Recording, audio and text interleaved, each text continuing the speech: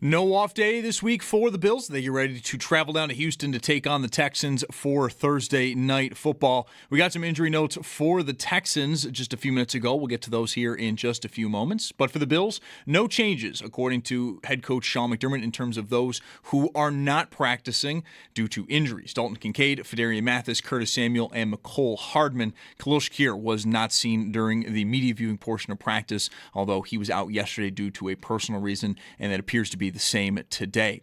McDermott also said with the media that the limited group from yesterday will largely remain unchanged. However, we will get the official injury report and understand that for 100% later today. And then stay tuned. Sal Capaccio is going to join the show in about an hour at 4. Now to the Texans. Quarterback C.J. Stroud is officially out for Thursday. That according to head coach D'Amico Ryans. Stroud has not yet cleared concussion protocol. Neither has safety Jalen Petrie. He has also been ruled out. And then for the Steelers, their quarterback Aaron Rodgers. He does, in fact, have a fracture in his left wrist, but it is not going to require surgery. And his status for this weekend against Chicago is now up in the air. That according to head coach Mike Tomlin. To the Sabres, just practiced today. Bad news, though, for defenseman Michael Kessering. He is going to be out an extended period of time, according to head coach Lindy Ruff, while Josh Norris and Jason Zucker continue to work in non-contact jerseys. Sabres are in action tomorrow against Calgary. We've got 8 games tonight in the NHL. Some of the notables: Red Wings hosting the Kraken, and the Devils are down in Tampa. Both those get underway at 7. 8 p.m. sees the Jets host the Blue Jackets. Then at 10, we've got 2 games to wrap up your evening. Mammoth at San Jose, and then Las Vegas hosts the New York Rangers. While in college hoops, the Battle of the Unbeatens, UB Men hosts Vermont at 6:30, pregame at 6, and you can listen to that game over on our sister station, the Bet 1520.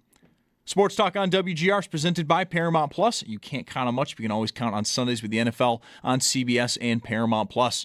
Watch your local NFL games live every Sunday all season long. Visit ParamountPlus.com/NFL to get started today. That's your Paddock Chevrolet Sports Update. Paddock Chevrolet celebrating 90 years of being your hometown dealership. I'm Zach Jones for WGR Sports Radio 550.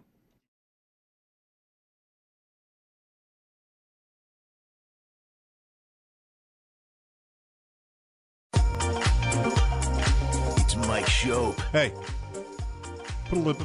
I never get this line out the first time. It's not even good. Hey, put a little bit more in there, cowboy. And the Bulldog. What's your degree in? Kicking ass and taking names. On WGR Sports Radio 550. Short week for, well, all of us, but that includes Bulldog needing to muster some hate for D'Amico Ryans. Got anything? It's been a tough stretch here for this. I know. Dave Canales, who? Andy Reid. Nobody hates Andy Reid. The only people who might hate Andy Reid right now are probably like Chiefs fans who just can't be helped. Yeah. Then it goes to the bye there. Then it goes to last week's guy. We had Mike McDaniel in there. I forgot about him. Don't forget Mike McDaniel. But your problem with Mike McDaniel has to do with his pants. Yeah. His style is a disaster for an NFL head coach. I think. I mean, it might be really good for the street. I really don't know. I'm not that familiar with either world. Then we had Todd the NFL Bowles. coaching world or the street. Look at this season for hating the other team's coach. John Harbaugh, okay. Not that really his teams have given us that much trouble, but they exist. They're relevant. And he's related to my least favorite football coach of all time. Well, you don't have that luxury this year. No. Aaron Glenn, McDaniel, Kellen Moore. So I could get a lot looser on Aaron Glenn now. Like I'm really saving up for Week 18. Are you? Yeah. Okay. Yeah. It seems a little bit too of an easy one. Seeing them in Week 2, there wasn't a body of work to really judge harshly yet. And then, that game, there were some punts, and then the stuff with the quarterbacks and the, go ask Diana or whatever. Like, he's just Rich. Rich, right, sorry. Somebody else with I can't remember who now. Hopefully that person's not on the Bills schedule. Or maybe hopefully they are, and I'll remember. I think you could use it. That's probably right. That is probably right. What a season for this, though. Yeah. It's kind of like if you were to do one of those video yearbooks, like the team at the end of the season, the NFL films documentary about the season, but it's confined to hating the other coaches. John Harbaugh, Aaron Glenn, Mike McDaniel, Kellen Moore, Mike Vrabel. Yeah, Okay. That's not hard. Since Mike Vrabel, Raheem Morris. This is what happens when you play the NFC South. Yeah. Raheem Morris, Dave Canales, Andy Reid, Mike McDaniel again, Todd Bowles, DeMeco Ryans. And from here, like I think I'll get somewhere on Mike Tomlin, but like Zach Taylor, I have a soft spot for. Yep. Because of the DeMar Hamlin game, like he, along with McDermott, like I can't remember how the story went, but just whatever, being so agreeable to like we're not playing, right? We're not going to play. Okay, we're not playing. You know, can I say about that? So I agree that night Taylor came off well. Who wouldn't have? Somebody who wanted to keep playing. Well, it's football. I don't take for granted that everybody would have just agreed.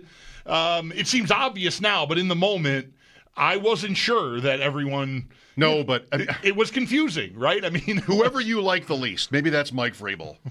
I just think in that moment, he's like, whatever you need, I'll give you. You're probably right. I think you would have automatically liked.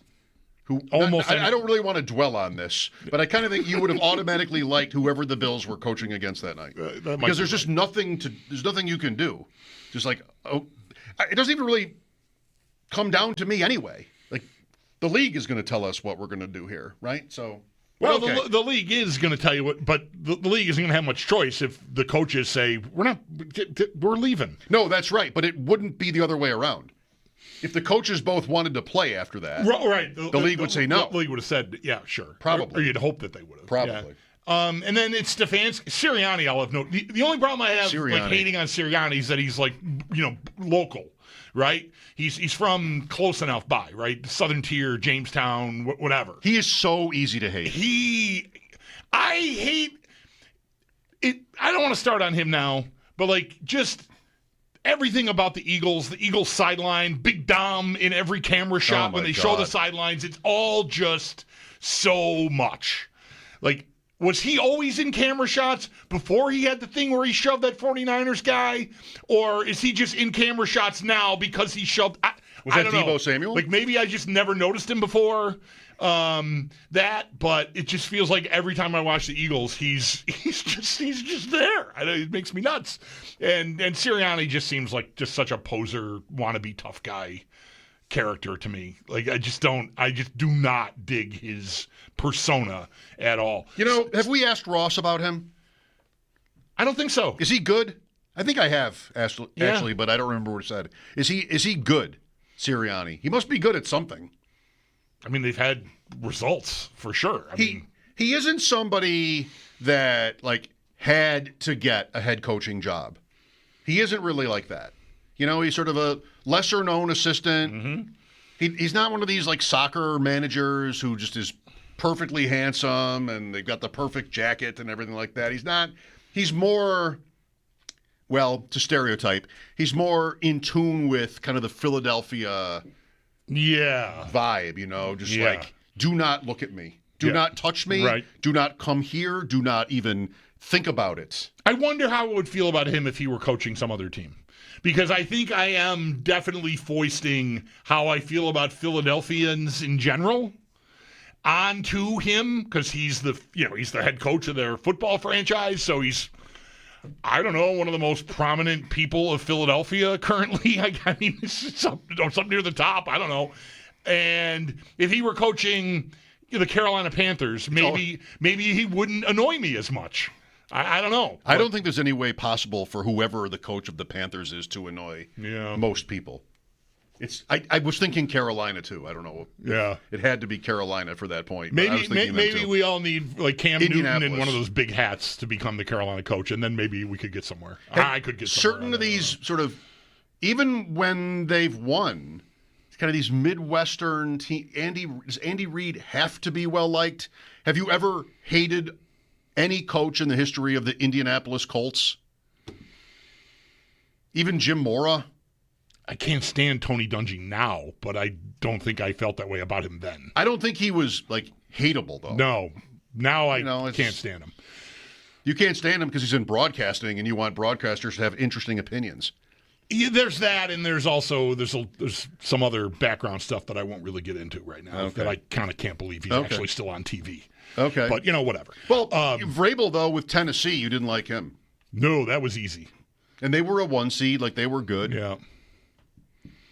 Well, the only guy I haven't mentioned here is Stefanski. That's week 17. And 16. Or 16, excuse me. Yeah, sorry, I didn't have my schedule open properly. You should have had that memorized. I just second from the bottom on the screen I'm looking at, and so I didn't have it scrolled all the way. Anyway, and I was thinking about him today or maybe yesterday late in the show. I came across just an excerpt from a news conference of his where he's asked about the Deshaun Watson again. Oh. And I feel maybe more sympathy for him than I should, because I just can't imagine living your life as an NFL head coach. You're the head coach of the Cleveland Browns, and you've got all this, everything that's gone on there with their quarterback position, starting with Flacco. You're into Dylan Gabriel, Shadur Sanders, all this noise about reps and is he ready to play and all this stuff. And all of that isn't enough. You still got to get asked about the $300 million anchor that has never played a meaningful snap for your franchise. I just think that's just got to be as low in existence as there can be as an NFL head coach. And McDermott thinks it's tough to be asked about Keon Coleman twice in 1 week. Right. Well, McDermott either didn't make the Watson trade, Right. so his team he's off the hook there, I guess. All right, let's rank these guys, teams, if not the coaches. It's time now for Reverse AFC Power Rankings, powered by Empire Electric, your residential neighborhood electrician. Visit empireelectricians.com. 16 Raiders. Yeah, can we just do like 10 or, I don't know, 100 hard minutes on the Raiders right now? It's like, what a joke. What a joke. They deserve to be lower, higher. Yeah. Higher. We don't go to 11. They should be like 11 billionth in the reverse AFC power rankings today. A friend of mine, Greg, tweeted last night. He's like, "We're getting tired of Tennessee at 16." Well, are you watching this game? There you go. I was. Yes. Right. I was, and they had no interest in winning. Right from the first possession, they punted 4th and short plus side. Like, just we knew at 9:30. Well, when did they start? 8:20. We knew at 9 o'clock there was no point. Mm-hmm. The Drought Bills had a couple years like that. Yeah, like they're just not here for it. That was the Raiders. Pete Carroll. This counts on his record, these games. Yeah, he might right. not want them to, because maybe he wants to be remembered as Seattle or even USC, but they actually do. And you know what's funny too about them? Remember the Brady story when they sort of ratted him out for talking to Chip Kelly, and then they were going to play the Bears, and he was going to do the Bears game, and like, oh, the Raiders have this perceived unfair advantage, and like they haven't won since. Right. I mean, I think maybe they reacted a little bit too hard to that critique. How in the world? It's the NFL is the answer, but they beat New England week 1. Yes. I mean, thanks. Because they've only lost one other game. You know what? And they turned it over like a bajillion times in the other game they lost. New England is going to Cincinnati this week. This was the Patriots last year with the Bengals. They beat the Bengals with Brissett in week 1 in Cincinnati. And then Cincinnati, I mean, their defense is always bad, but they had like this kind of interesting year, but they couldn't shake. Yeah. The Patriots seem to have been able to shake that week 1 loss in their case. But last year, they beat Cincinnati on the road in week 1, and the Bengals' whole season was marked by that, because the Patriots, barely beat anybody else.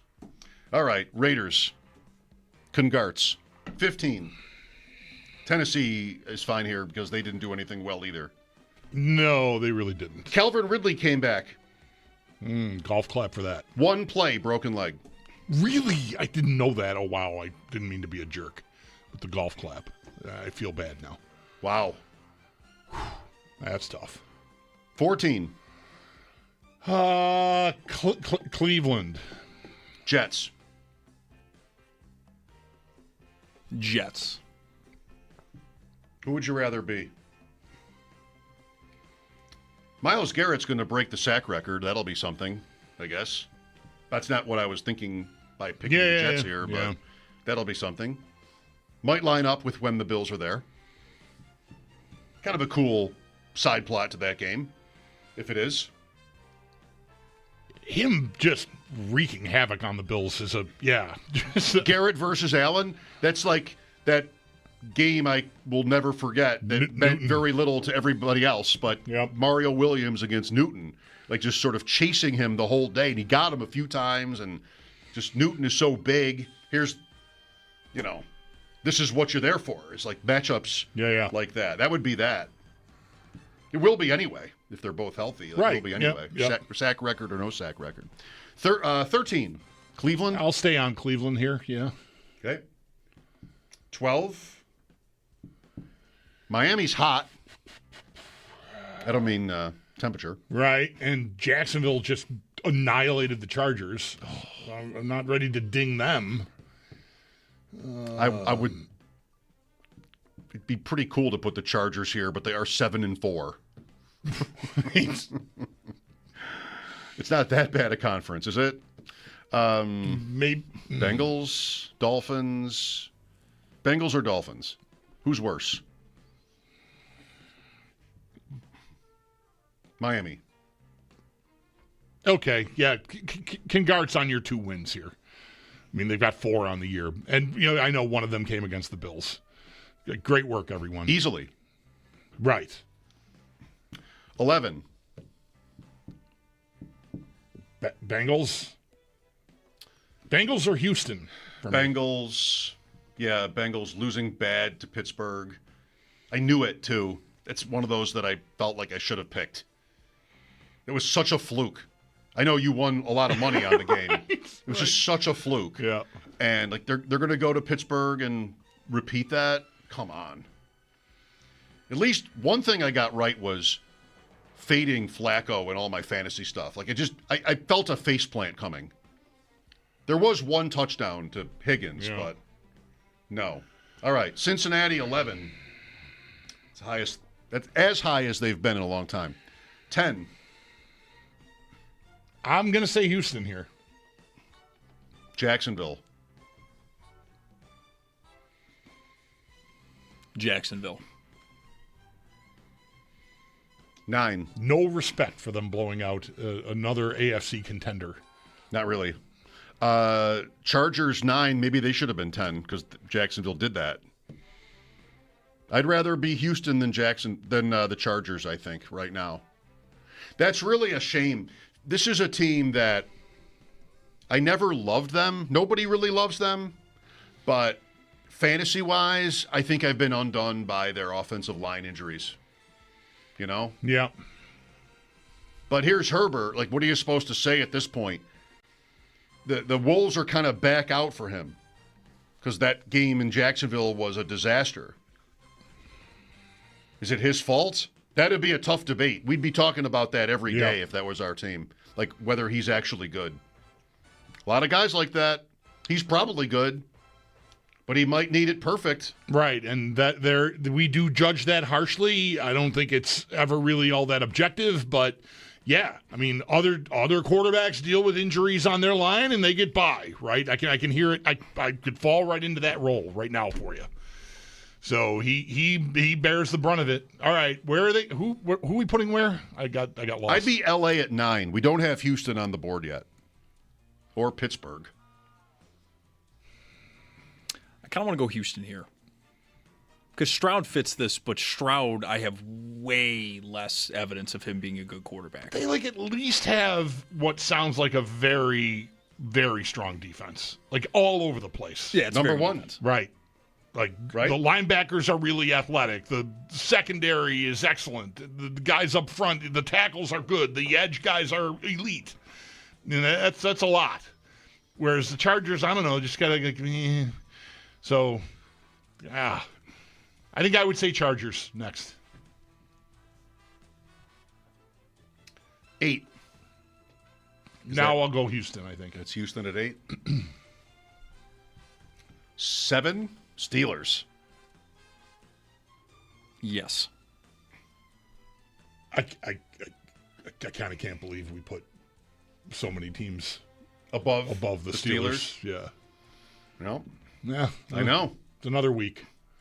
I gotta get new glasses. 6. Okay. All right, this is good right here. This is good. This could be anybody, I think. Yeah. I'm gonna say Chiefs. Oof. No. No. It's out of hand. No. Wow. There's no way they're the 6th best team in the AFC. For me. Respectfully. Right, because they're more like 10th. Did you see the standings? Yeah. This is what you say. We're not the standings. Wow. This is really good right here. There's a top 6. I kind of want to go Baltimore here. Very underwhelming win against Cleveland. If one of Shedeur Sanders or Dylan Gabriel could play quarterback at the NFL level, they probably lose that game. I guess. I feel like I like Baltimore more than Kansas City right now. No, well, Which is why I said Kansas that's City. right. That's why you said what you said. Yeah. That's my takeaway Good from call. your ranking. Good call. It's 6. I couldn't get to Zach in time to just. I would have paid cash money for Zach to say Kansas City just because of the sound of your voice when you said no about Kansas City. No. If you gave me $1, I would have done it. Listen, are we on the air today? 803-0550. Where are you ranked Kansas City? 5. Were they won last week, by the way, Kansas City? They were 1 last week. Right. That's right. They're better than last year. Sure. That's probably true. You don't sound like you meant it, but yes. 5. Who did we put? We put Baltimore 6? Yeah. Denver. Sorry, Denver. Oh, I'm Kansas City. Okay. I'm going to go Chiefs then. Kansas City's better. Denver's better than Kansas City, really? Yep. That's out. You're being recorded. Yes. Okay. 4. Denver. Denver now. I don't think Bo Nix is very good. That defense is really fun to watch. That's the whole team. But Bo Nix, he is a struggle until the fourth quarter. 3. Bills.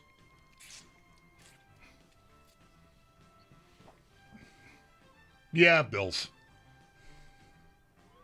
2. Colts. Patriots. You guys.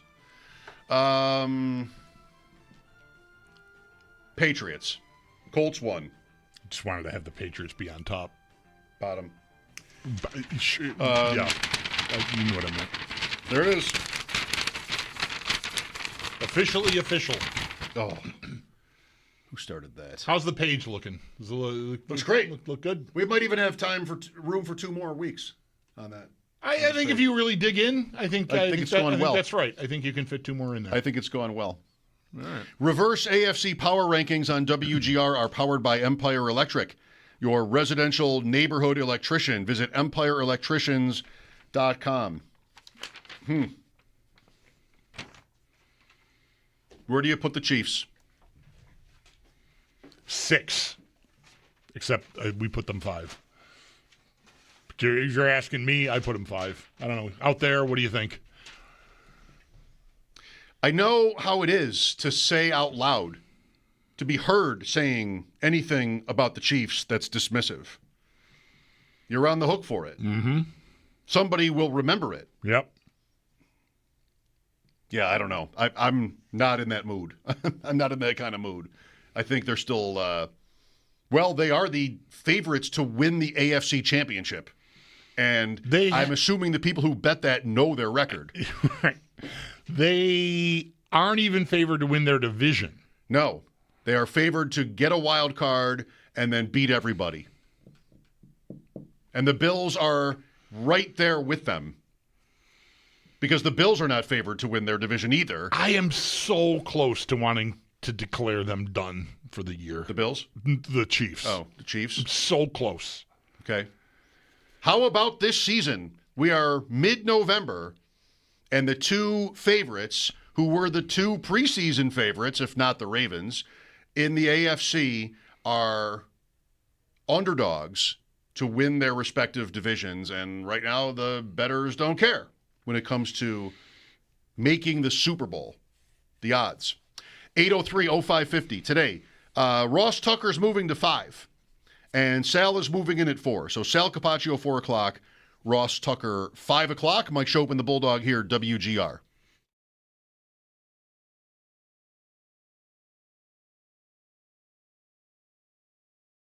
Call the 8s. And by Crosby's Pizza and Subs. Crosby's Hometown Fuel. Game day ready since 1922. Oh, I am game day ready. Are you? Oh, I'm ready to go. What do you want? What do you want here? I think you know. You want bold, insane predictions? You want unfounded, barely conscious bravado? Do you want unreasonable criticism of the Carolina head coach?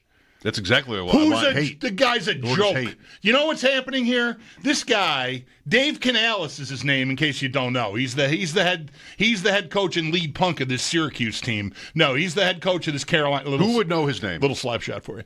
I don't know. That's why all week I've had a real problem. You've asked me like 3 different times, I think, at the top of shows, like, what do you got? I'm like, I'm passing.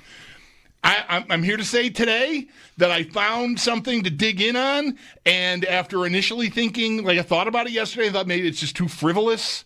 Wow. But I have no idea what this is going to be. I have decided, this guy, a little Gruden too. I mean, I'm all over the road already here. I brewed a pot of coffee. And I haven't really had any yet, but anyway. Just you were close enough to it? I smelled it. I don't know. I poured it. It's going to get worse. I touched the coffee. This guy, Canales, he cannot coach his team up enough to beat the Bills, compete with the Bills, be on the same field with the Bills without pulling some underhanded, dirty pool nonsense. You know what he did this week? Did you hear about this? He signed former Bills practice squad quarterback Mike White. Okay. I wasn't going to ever figure that out. You got to stoop to asking Mike White how their offense works because you can't watch the tape yourself and figure it out. Then you don't belong on the same field. Just get out of here, Canales. I got to talk to Mike White. I don't know what to do. Somebody get Mike White on the phone. Embarrassment.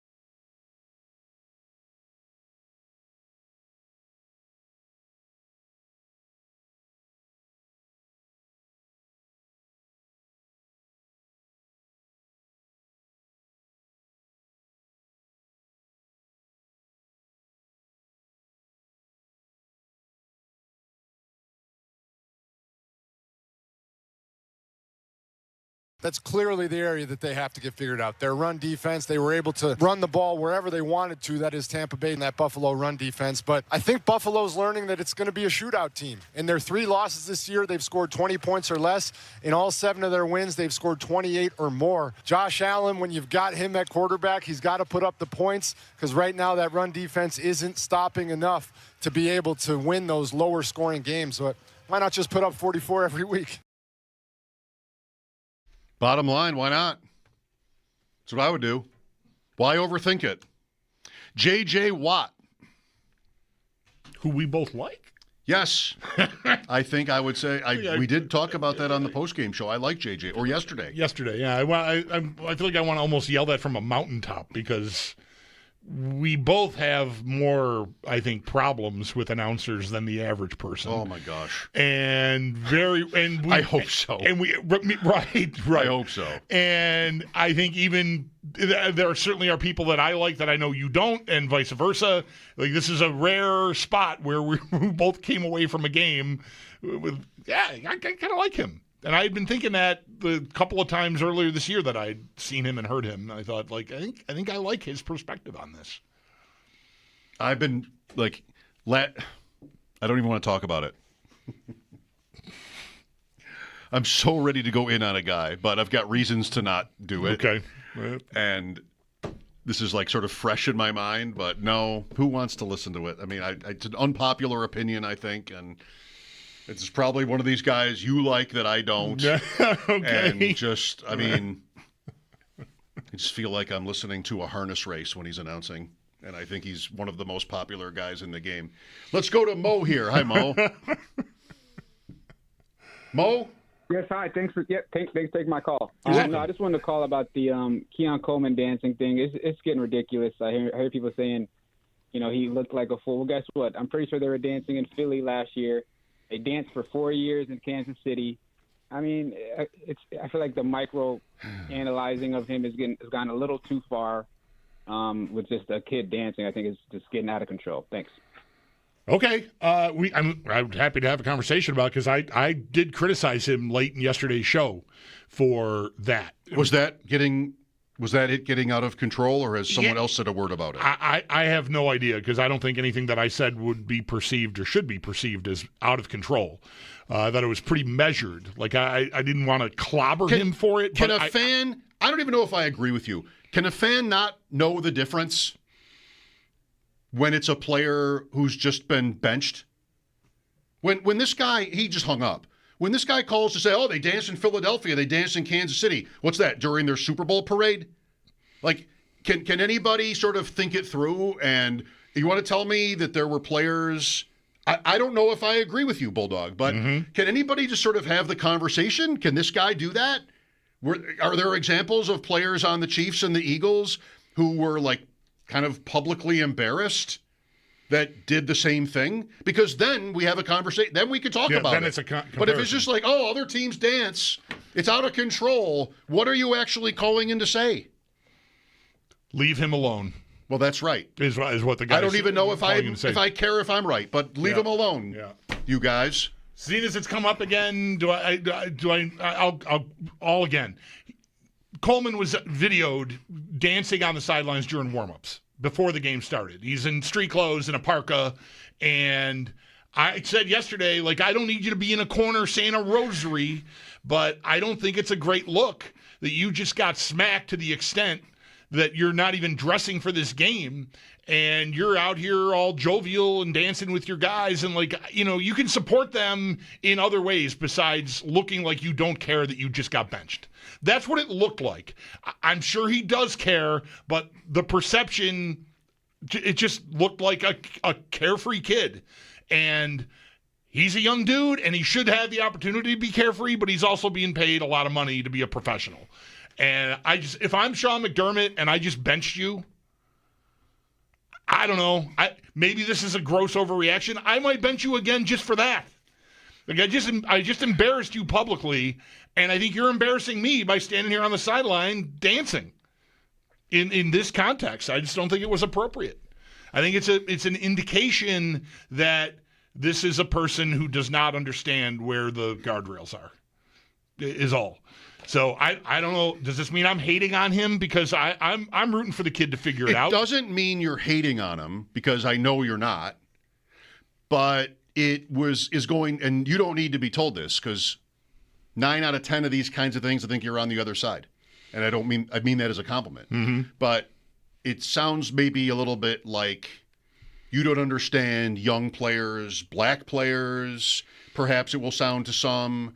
There's no correlation. If the Bills weren't good, this has happened many times over the years to us. Like, if the Bills aren't good, and you take a thing, I had Stevie Johnson, right? That's what I just thought of. You're just like, right. You're sort of annoyed by somebody who can't read the room, and there's some question about their professionalism, their maturity is a better word, their maturity. Yeah. And they do something that looks like it might be an example of immaturity, and, go Bills, like, oh, that can't be right. And this, I can consider this offensive because you don't know the guy, and no matter how many different ways you're going to bend over backwards to try to, like, make sure everybody hears you say, oh, he sounds like a great kid and all these things.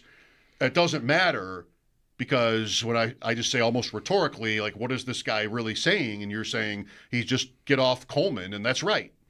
And there's really no necessarily any intelligent thought put into it. It's just like, he's on my team, shut up. Yeah, and that's not going to work for me. No, it does. Right. It does not work for me. Yeah.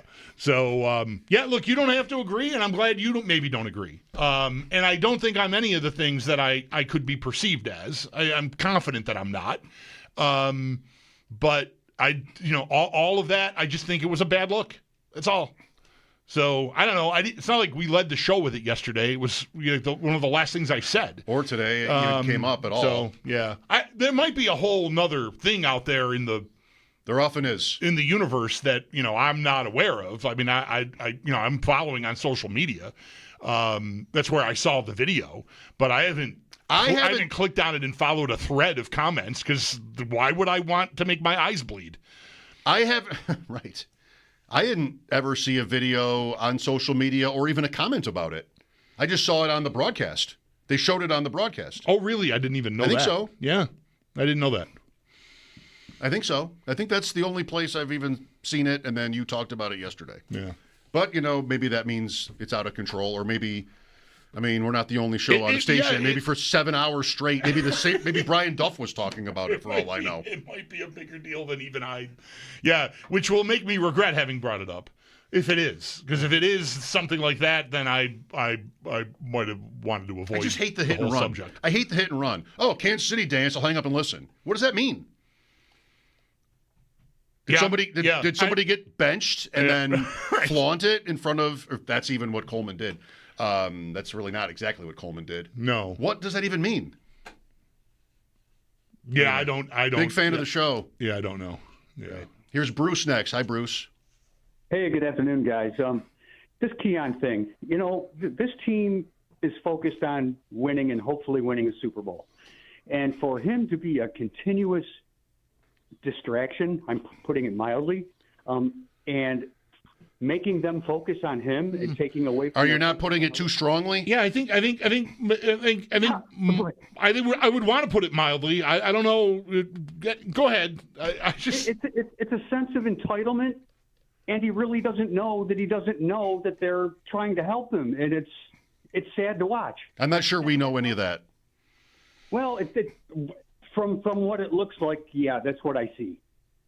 Okay. But that's all I have to say, guys. Right. This is what I think the last guy thinks you sounded like. Right. It's a distraction to Where put you're it just mildly. gonna- No, it's maybe It's just really not. yeah. I mean, it might be a distraction. It might nobody over there might even care. Like there might be like 3 guys on the team that even noticed it. So I don't know how much of a distraction it was. It didn't land well on me when I saw it. That's all. That's all I'm speaking for. I'm not speaking of the distraction he is or not is within the team.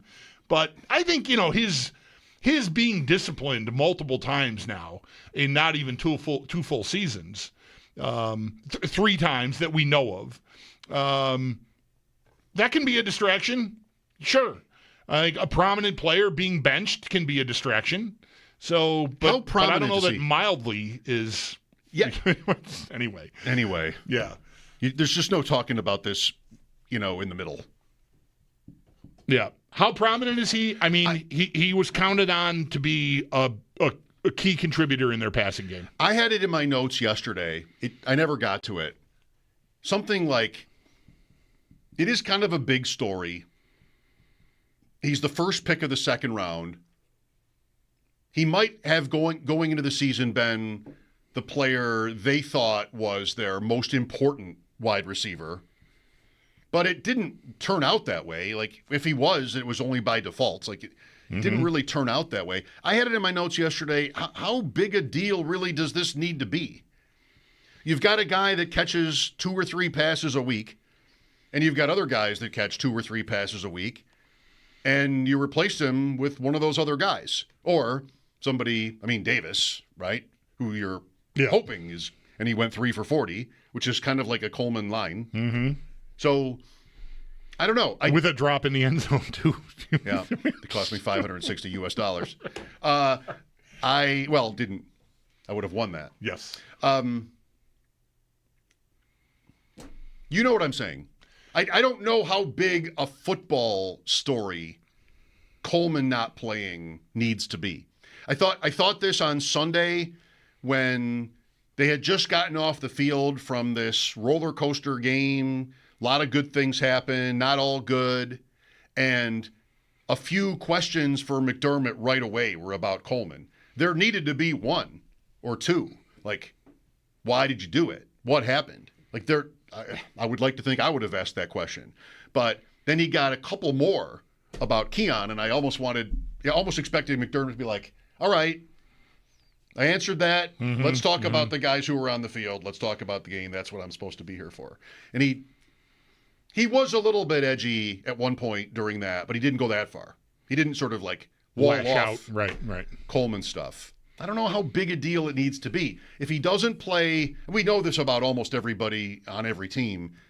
When they don't play, the point spread doesn't care. Like if you knew that it would be Davis instead of Coleman the rest of the season, would anything about how you think the season would go change? In either direction? No, I don't think so. I don't think it would for me. But it's definitely not something. Impact on the field was a net positive by a lot. They exploded in their passing game in a way that we have been dying for them to explode in. And not that Coleman's presence is a direct corollary to like why it hasn't necessarily, but the coincidence is ill-timed for him and for a coach and or an organization who might want to put him back in to give him another chance to like try to make it right.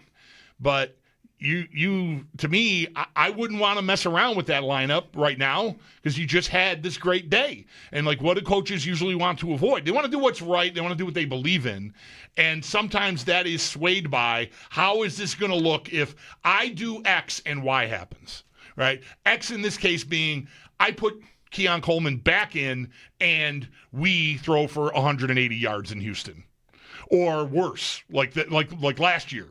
Or whatever, against a tough defensive team. It just might not be a good spot. It's not exactly a soft landing to bring the guy back in off of last week. And I think that probably plays into it to some extent.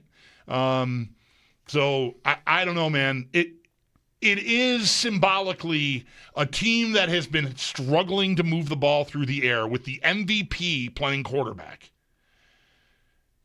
Benched him, and they went off. See what happens Thursday night. Short week. Bills at Texans. 16 players today on the Bills injury report. We'll talk about it with Sal Capaccio at 4. Ross Tucker moves to 5 today.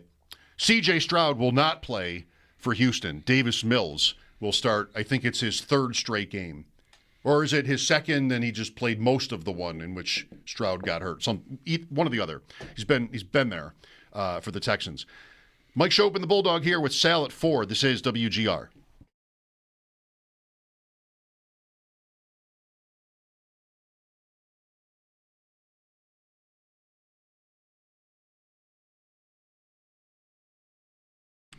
Folks, Bulldog here for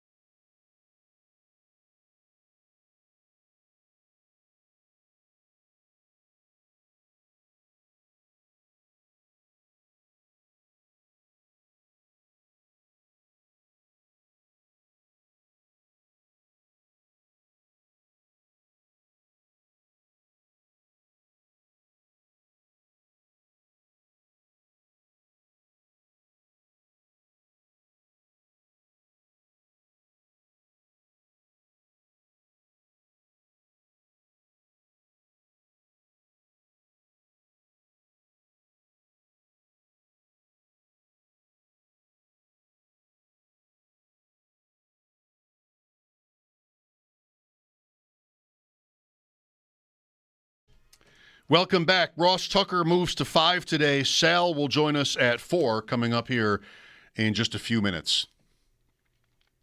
Did you happen to check out any of Bet Sweats this morning? I did not. No. Want to play a game? Sure. I love games. 20 questions, but it doesn't have to be 20. Okay. Fire went out. Not your real quick favorite? over here. I think I'm the worst 20 questions player in the history of 20 questions. You said that last time and you drilled it, so I don't know. Yeah. But maybe you're right. I haven't asked everybody. I haven't played this game with everybody. Yeah. What's the food Sam Panayotovich will not eat?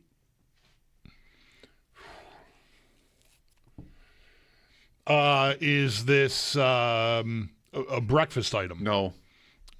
Is it something commonly consumed at lunch? Not really.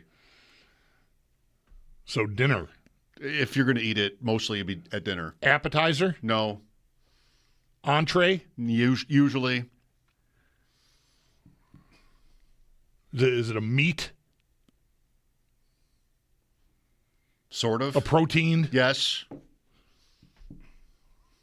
Sort of. It's sort of a meat. It's not Spam. Well, we know he loves the rum ham.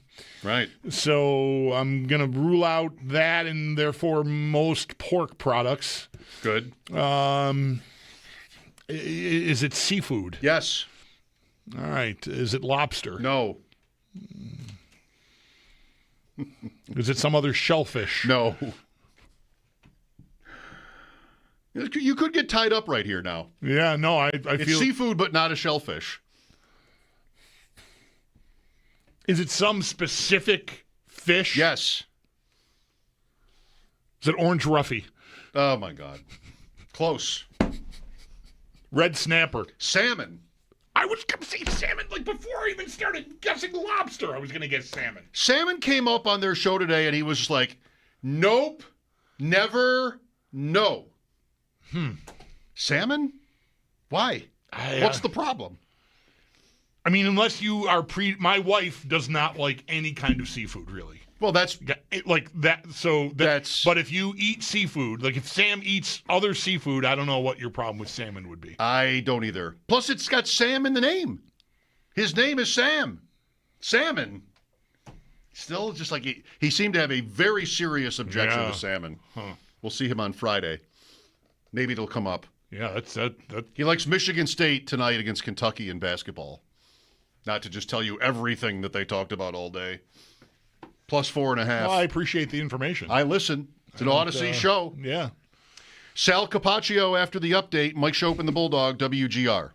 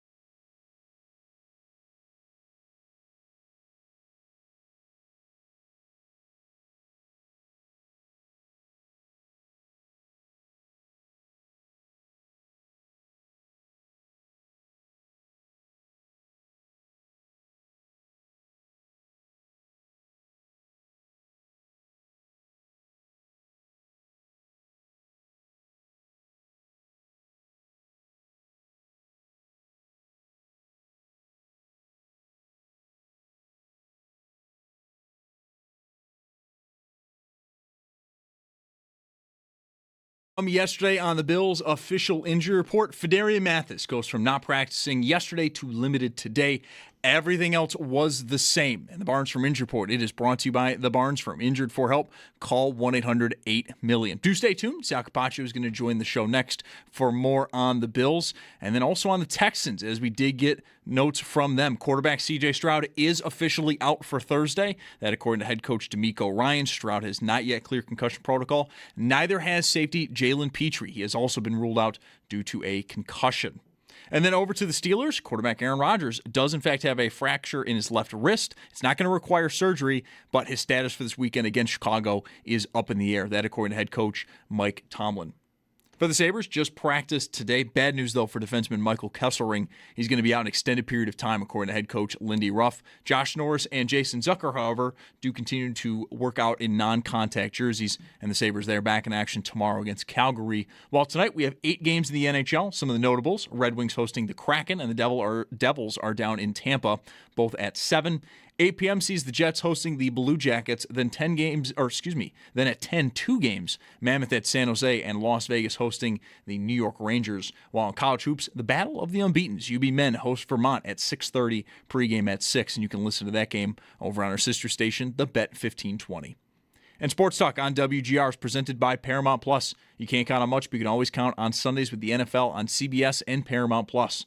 Watch local NFL games live every Sunday, all season long. Visit ParamountPlus.com/NFL to get started today. It's your Paddock Chevrolet Sports Update. Paddock Chevrolet celebrating 90 years of being your hometown dealership. I'm Zach Jones for WGR Sports Radio 550.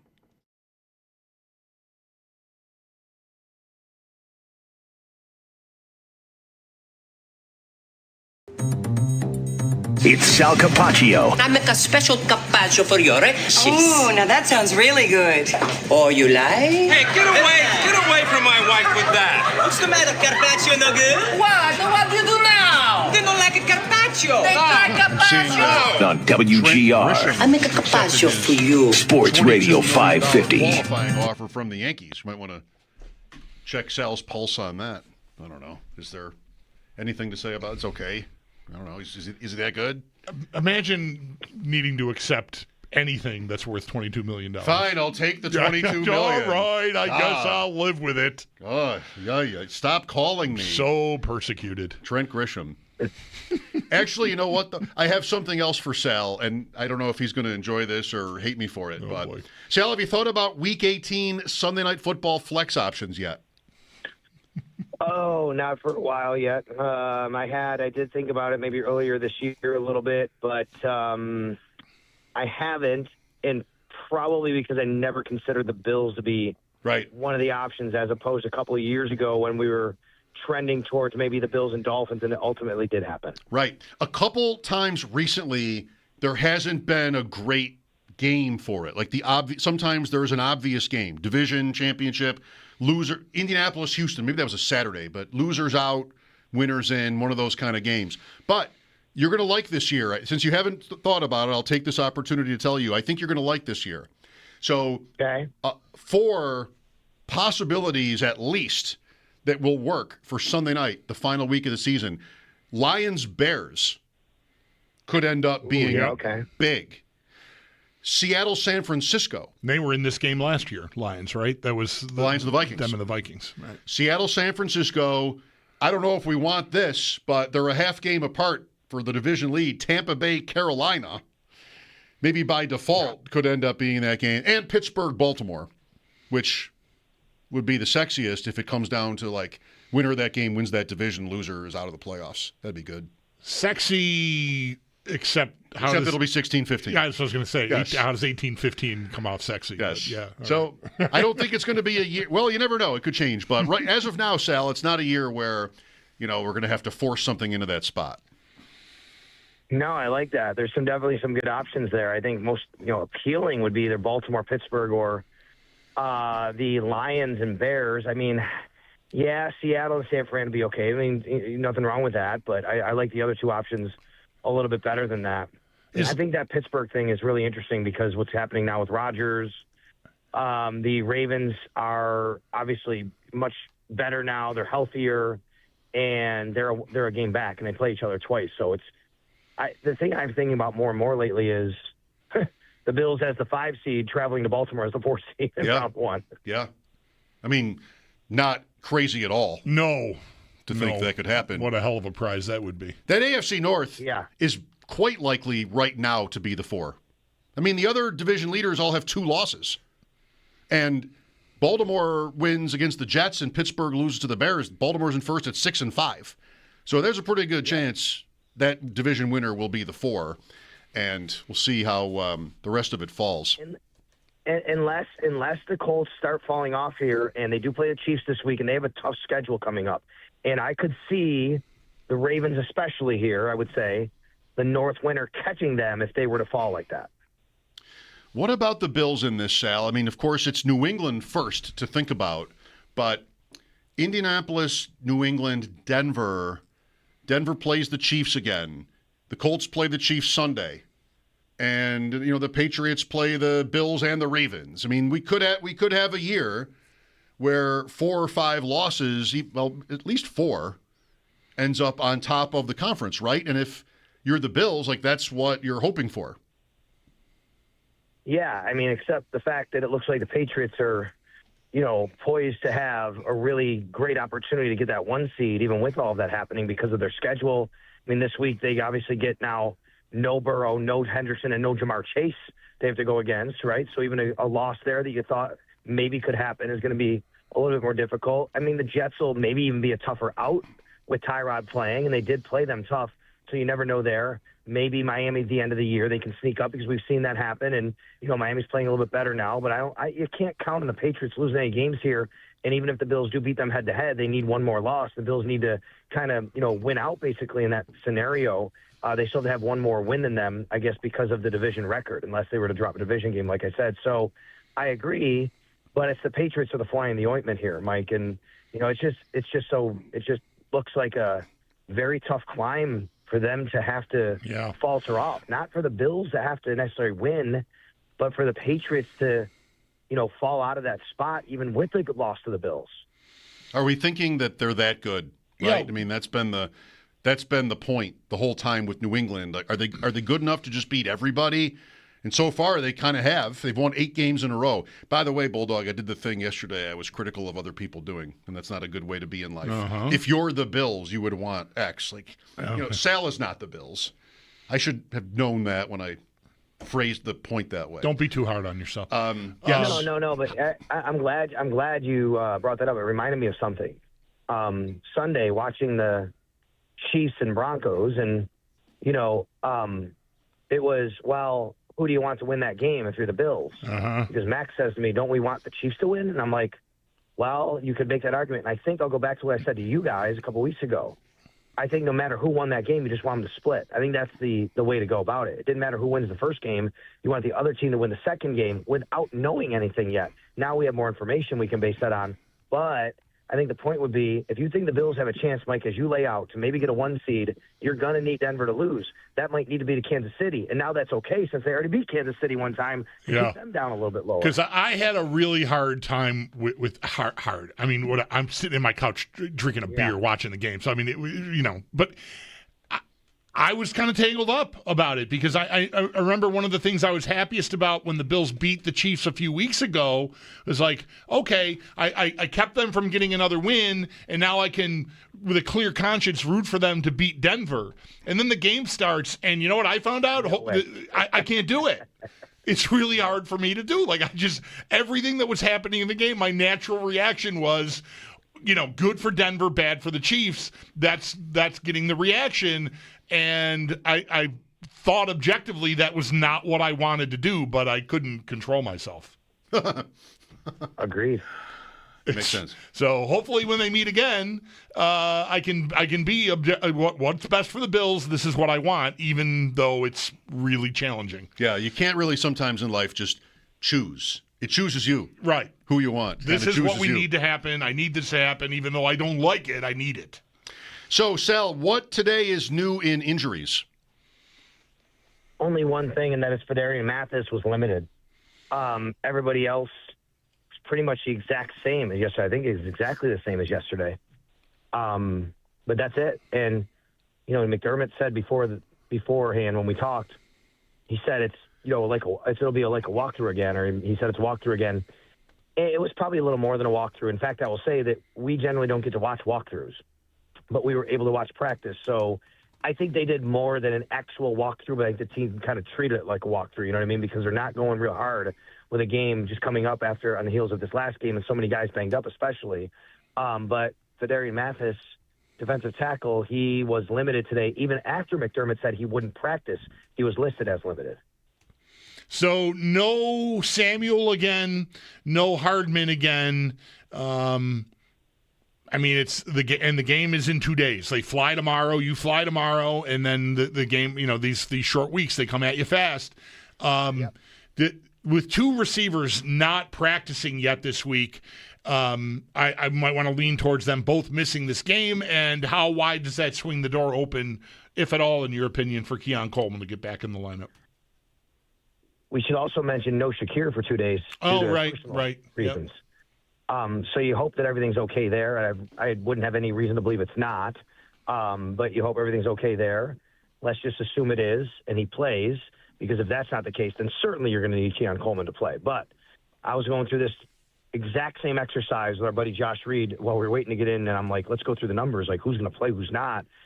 I think this really, a lot of it depends on how they view Hardman as an actual receiving option versus just a returner, because today they re-signed Brandon Codrington to the practice squad. That's an indication to me that they would elevate him to just be the returner for this game. So now you don't have to count Hardman as a receiver anyway, even though he did get on the field in that capacity. Now, that said, I think it's just a straight-up switch, Elijah Moore for Curtis Samuel. I mean, that seems kind of the way they played it this year anyway. They've taken turns, kind of, yeah. Yeah, right? So I don't think that should really impact. Now, Gabe Davis already has one elevation. He only gets 3. You could decide to elevate him again, and after last week's performance and the way the offense worked, I don't know why you want to do anything differently. So I would think that maybe that is the case. That said, also about Gabe Davis, after everything, him rehabbing and going through everything he did to make sure he's healthy and he coming off a game 4 days later, we don't have that information on how they feel that he came out of it to, conditioning-wise, health-wise. Right. Not to say that there's any concern there, but you just know how these teams think and how they want to make sure they manage these guys. So I do think there's a chance that Keon Coleman could play. I just don't know what the mechanism would be for how the roster would work to make that happen. Yeah. I sort of wonder on Davis, Sal, whether he's ready to play a game so soon after making his debut after all that time off is one thing. If he is, I wonder if the Bills want to see how he comes through that before making a decision to actually sign him to the roster. Because a lot of people might just say, why don't you sign him to the roster? You know who he is, you trust him, but his health has been a problem, and this is a quick turnaround. If he comes through, if he gets cleared, he's okay to play Thursday in Houston and comes through that okay, then I think it's time to put him on the roster. And that's just my guess, because you don't want to do that and then have him get hurt anyway, and then you're just wasting, it's paper, but whatever. I think they would wait until he gets through another week. I agree, but I also don't know it's too soon to do that, because you would have one more elevation remaining you could still use. Right. What? Because if you do that, you got to release somebody else, right? And I don't know where that comes from right now, unless you're releasing Samuel or Moore. I don't think it'd be Tyrell Shapers at this point for what he's offering you in 2 phases of the game, basically. You could put Nicole Hardman on IR if it's that bad. It didn't seem that way in the locker room, guys. We talked to him after the game, and I think I told you this the other day. I said, did you not play because you put the ball on the ground or because of the injury? And he kind of just shrugged off putting the ball on the ground, no, it's because of the injury. But he then, we'll see how it goes this week. Didn't seem like anything, but you never know, right? He just came back. He's had injury concerns before. It's a calf injury. If they feel maybe you have to put him on IR, then that does open a roster spot for a guy like Gabe Davis, but you also don't have to rush it with 2 more elevations remaining. Right. Sal Capaccio on the Western Hotline. Mike Schopp and the Bulldog here. The Bills visit the Houston Texans Thursday night. Buffalo up to -6 on the spread, 6 and 43.5. The total isn't moving. but the line has moved from 3.5 to 6 in the Bills' direction since Sunday. Some of that is C.J. Stroud, but it had already moved a bit already, before the news. Maybe it was just expected that he'd miss. What do you think of this matchup? The Bills were just there last year, and that was a very difficult day for Allen and their offense, and they certainly could have won that game, but don't in the end. Is Houston a problem for the Bills? Either side of the ball here, Sal. How do you see it? Yeah, I think Houston's a problem on their defense for any team in this league. They have been. They're averaging 16 points given up a game, less than 17, and 16.89, whatever it is. It's number one in the league. I mean, you just don't score on this team that much. They have the number one overall points per allowed. They have number one yards allowed. They are, I think, number one against the rush, number 3 against the pass. I mean, you look at every metric. The only thing they're not like top 10 in is sacks per pass attempt. They're 11th in that, I believe. I mean, they do everything really well at all 3 levels. I would hope the Bills wouldn't struggle like they did last year there, because that was like the ultimate, oh my God, that was terrible looking on offense, and Josh Allen was not good in his numbers. I mean, I don't expect anything like they did against the Tampa Bay Buccaneers either. I think people have to have some expectations here and temper that after watching what the Bills did, because if they were to do that against this team, then oh my God, like, okay, here we go. Like, let's start going back to what this team was a few years ago on offense, and because this is the type of defense that you're not going to be able to do that to. Now, that said, on the other side of the ball, this Houston Texans offense is without C.J. Stroud, like you said, but with a quarterback in Davis Mills who is not afraid to throw the ball. They trust him. He's thrown the ball close to 90 times, guys, over the last 2 games. And Nico Collins had a big game last week, and they can hurt you with Nico Collins through the air. What they aren't is the kind of running team that the Bills have faced the last couple of weeks, like the Buccaneers and the Miami Dolphins. They will try to run the ball against the Bills because everybody runs the ball pretty well against the Bills. But the Bills should be able to at least do something better against this team running the ball. And if not, then they're going to have big, big issues. We talked a little bit about this yesterday, and my first thought on this matchup, as great as that defense is at all 3 levels, the edge guys get a lot of attention, rightly so. I think that between the 2 of them, it might be 17 sacks, 9 and 8, Hunter and Will Anderson. And I don't have, like, my mind's eye, I can't, like, recall. I know it was a rank game from the Bills on offense overall, and Allen's numbers were really bad. But he was only sacked 1 time in the game there last year. And my first thought on this matchup was, I'm going to trust Deion Dawkins and Spencer Brown. Like, I am excellent on my line overall, and especially at those tackle positions. Like, I'm not expecting them to pitch a shutout against those dudes, but I don't know that I have to settle for they're just going to wreck my game, because to me, that's a strength-on-strength matchup. Yeah, I get it. Totally. I think, though, the Bills have had some issues against teams with exotic pressures this year and where they're coming from. And these guys this is a Houston Texans defense that's just very physical at the point of attack. They just want to come at you. That's what they do. This is not the same thing as like a Todd Bowles defense. It's not all this schematic, really trying to fool you. Mm-hmm. Look at the first series, what happened last week. Here comes an unblocked blitzer. Like, that's not how they make their business. Well, how they make their business is saying, we're just better than you. We're going to straight up beat you. Our guy is better than you. We're going to be physical with you and beat you up throughout the game.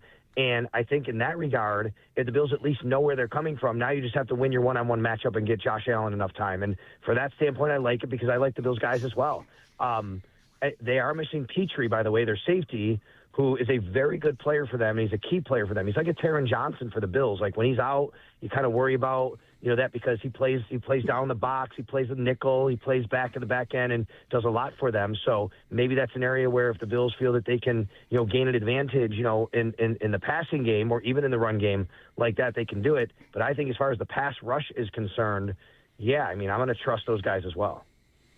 Buffalo and Houston, there's a lot of history, not just with the Texans, but also the Oilers before that, all the way back to the 60s. Who would you say has sort of the upper hand all time? The Bills have the comeback win. They have a AFC divisional playoff win in 88 against Houston. Houston has the win. The Texans have the win over the Bills. 19. Yeah. Both teams have both cities, I'll say, have taken their turns. It's been a good, long rivalry Yeah, you're right. I think back to when you bring up the games, it's funny. It's not just the comeback game. That was a big one. But I remember I was at the first ever playoff game, as I'm sure maybe you guys were too, inside Rich Stadium. And that was, Tasker causing the fumble on Curtis Duncan. By the way, his college roommate at Northwestern, Curtis Duncan, forces the fumble at the end of the game on the punt. The Bills beat the Oilers in that one, too, in the wild card, right? And that was a really good game. There is a lot of history here. It does go back quite a while. So, it's fun to think about some of those games of the past, even when it wasn't the Texans. But then, of course, the Josh Allen experience in that 2019 game and the Bills, blowing the lead. And that was, a game where I thought the Bills, should have come out of it, should have won. They're probably a little bit too much before their time. The next week, the Texans blow a big lead in Kansas City. Remember that? Yeah. They go in the playoffs, and the Kansas City comes back and beats them. But, yeah, interesting history and rivalry between the two. Who among Bills quarterbacks in the regular season only has the most passing yards against Houston? Against the Texans. JP Lossman. Are we going back? Or are we just Texans? Just the Texans. JP Regular Lossman. Season. Ooh, that's a great answer. Did Fitz? Let's see. I'm gonna agree with Bulldog and say JP. Lossman is right. 2 games. His first ever game.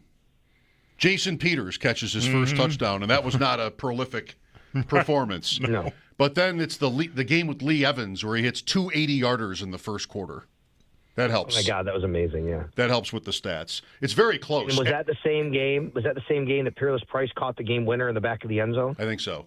Yeah. Allen would be the answer if you included the playoff game. He's second anyway in 3 regular season starts against Houston. Then Bledsoe. It's pretty spread out.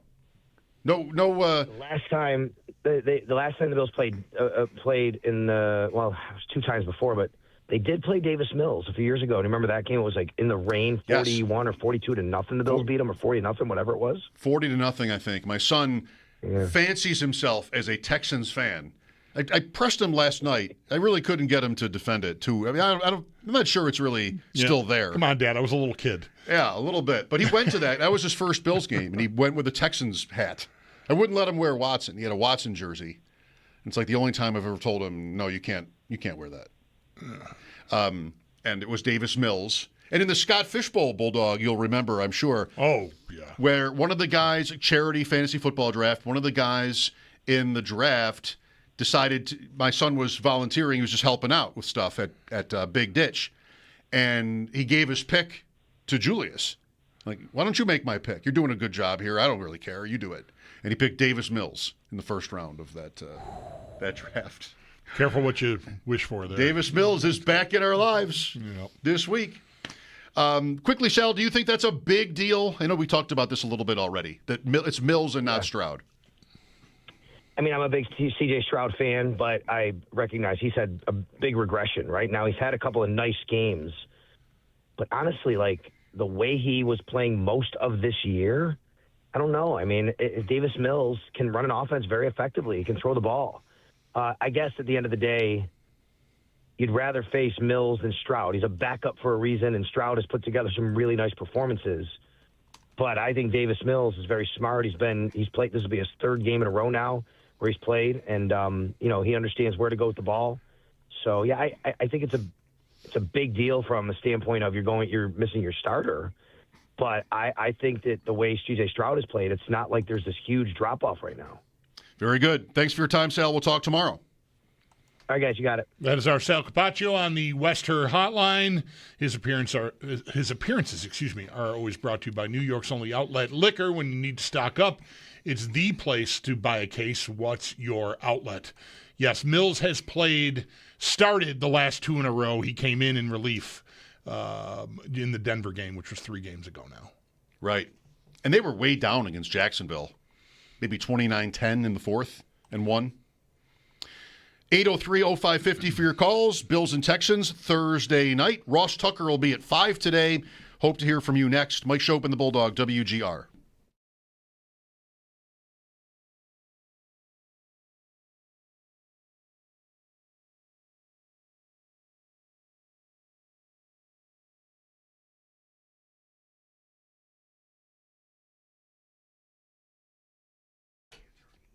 A great idea in my book for someone special in your life this holiday season.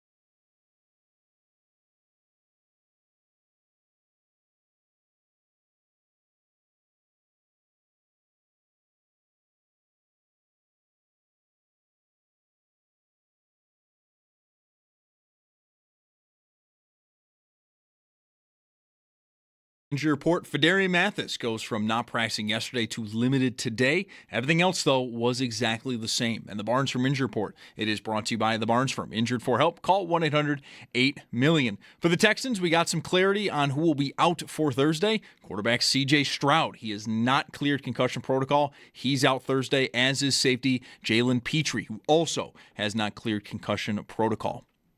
For the Steelers, their quarterback, Aaron Rodgers, does in fact have a fracture in his left wrist. However, it's not going to require surgery. That does, though, leave his status for this weekend against Chicago up in the air. That, according to head coach Mike Tomlin. And then just practice today for the Sabres, though bad news for defenseman Michael Kesselring. He is going to be out an extended period of time, according to head coach Lindy Ruff, but continuing good news for Josh Norris and Jason Zucker. Both continue to work in non-contact jerseys. And the Sabres, they're in action again tomorrow when they take on Calgary. While in college hoops, the Battle of the Unbeatens tonight. UB men host Vermont at 6:30, pregame at 6. And you can listen to that game over on our sister station, the Bet 1520. That's your Paddock Chevrolet Sports Headlines. Paddock Chevrolet celebrating 90 years of being your hometown dealership. I'm Zach Jones for WGR Sports Radio 550.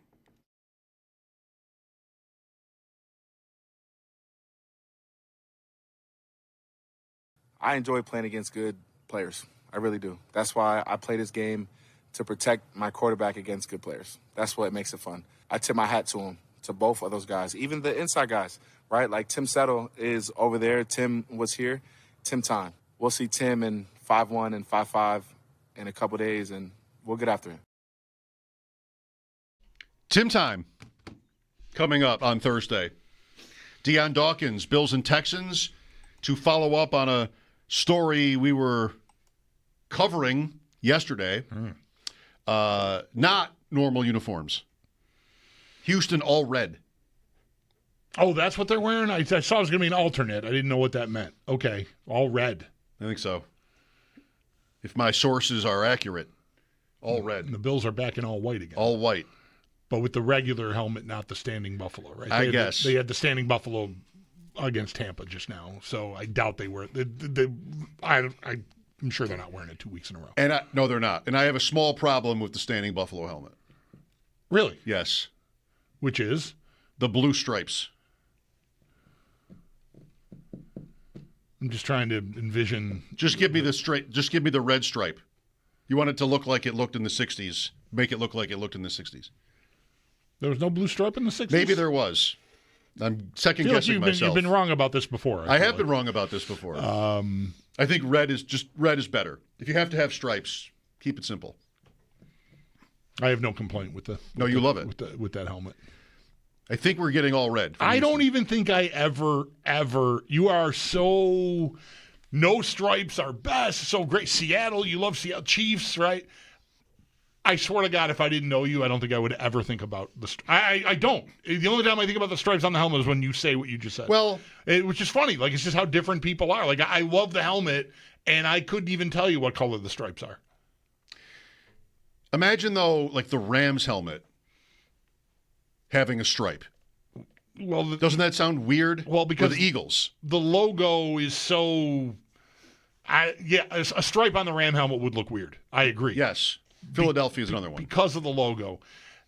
I don't know that I would mind a stripe on the Eagle helmet necessarily. Do the Jets have one?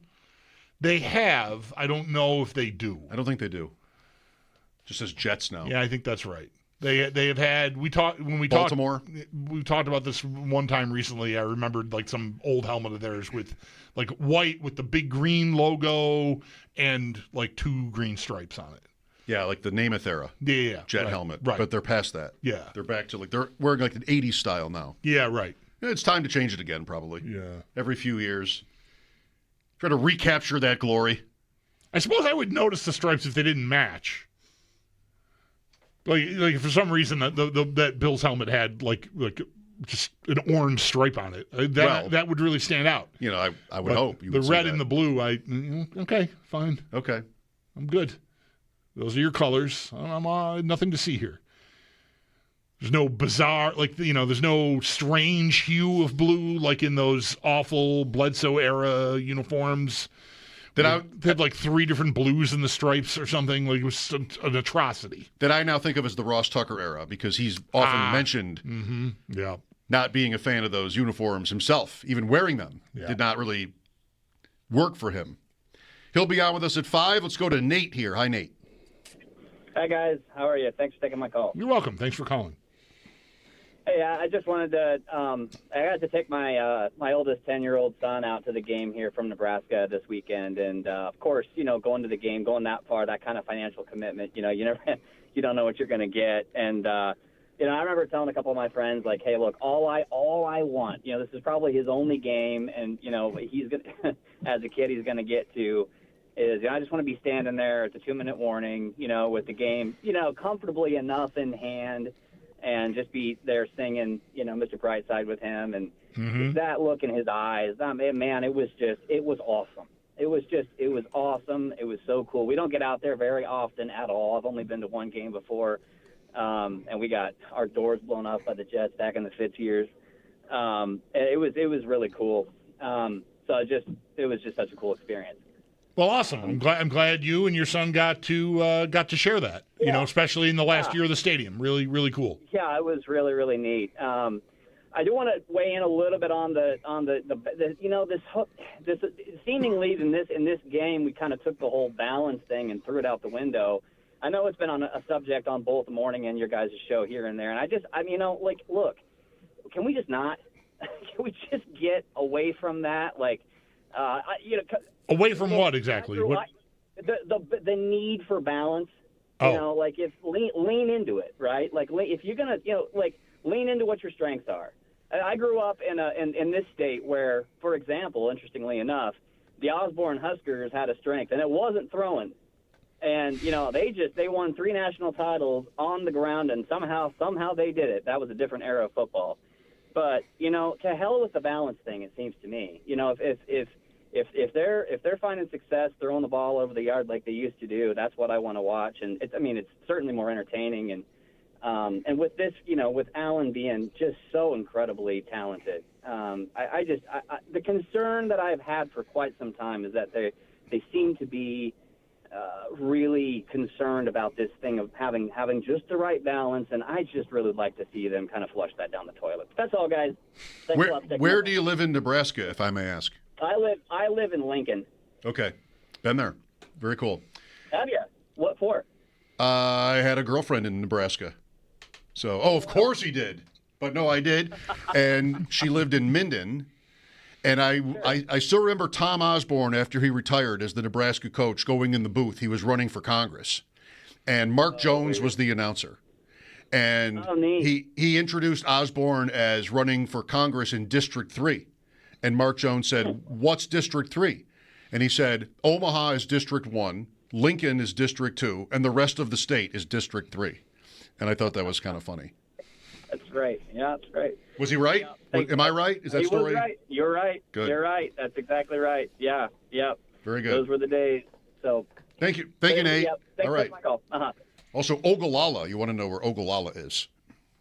Plus, it's a fun name to say. Ogallala. I want to know where it is. I think you should. Well, because information is good. Most people need. Do I need to know? It's on the Colorado border. Oh, okay. All the way west, straight across, you get to Ogallala. All right. Isn't that a great name? Ogallala?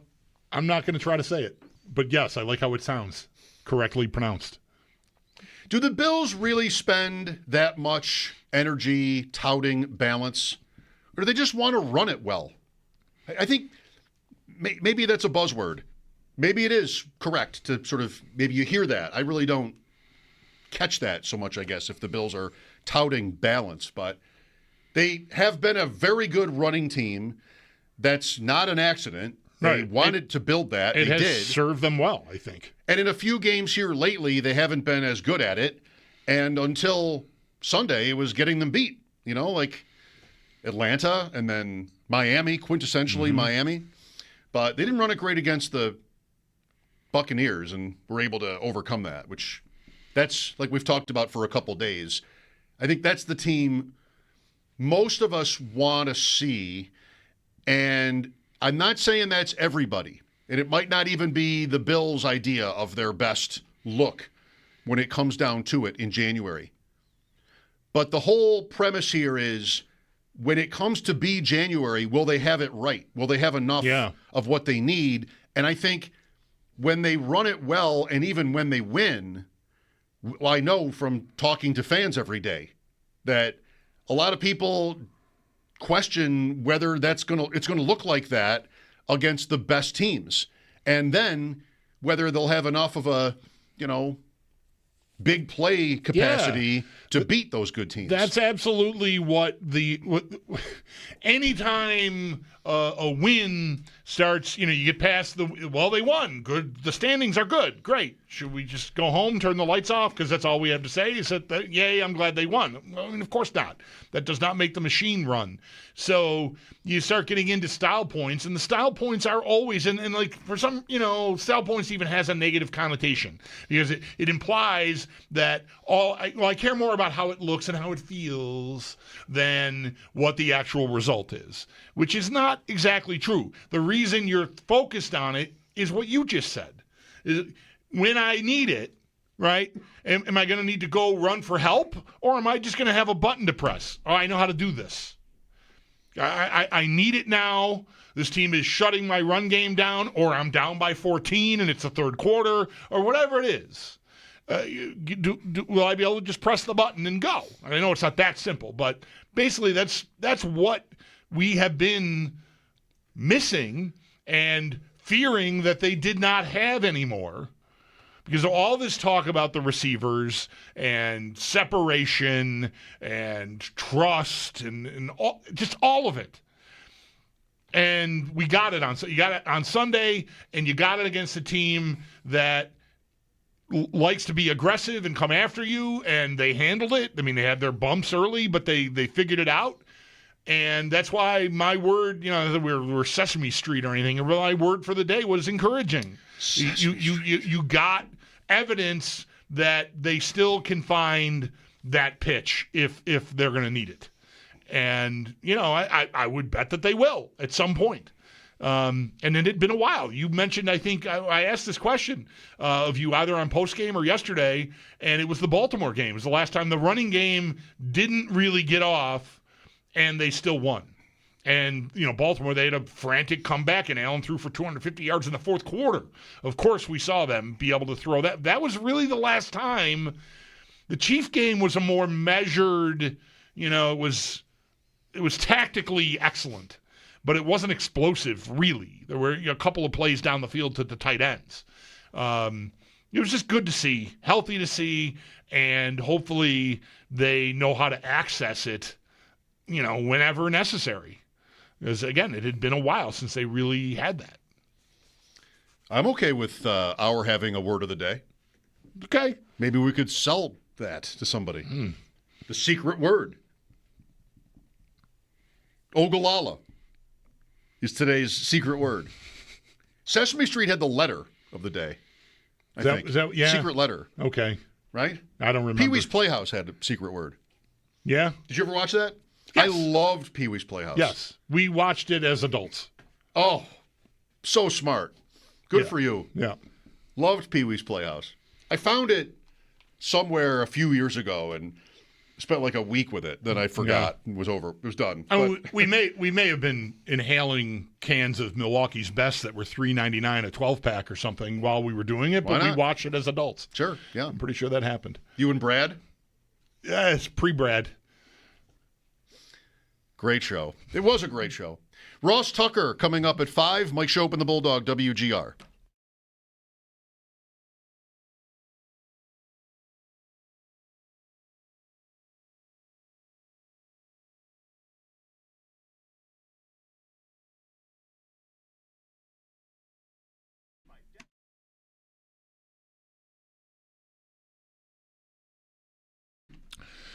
Folks, Bulldog here for Win.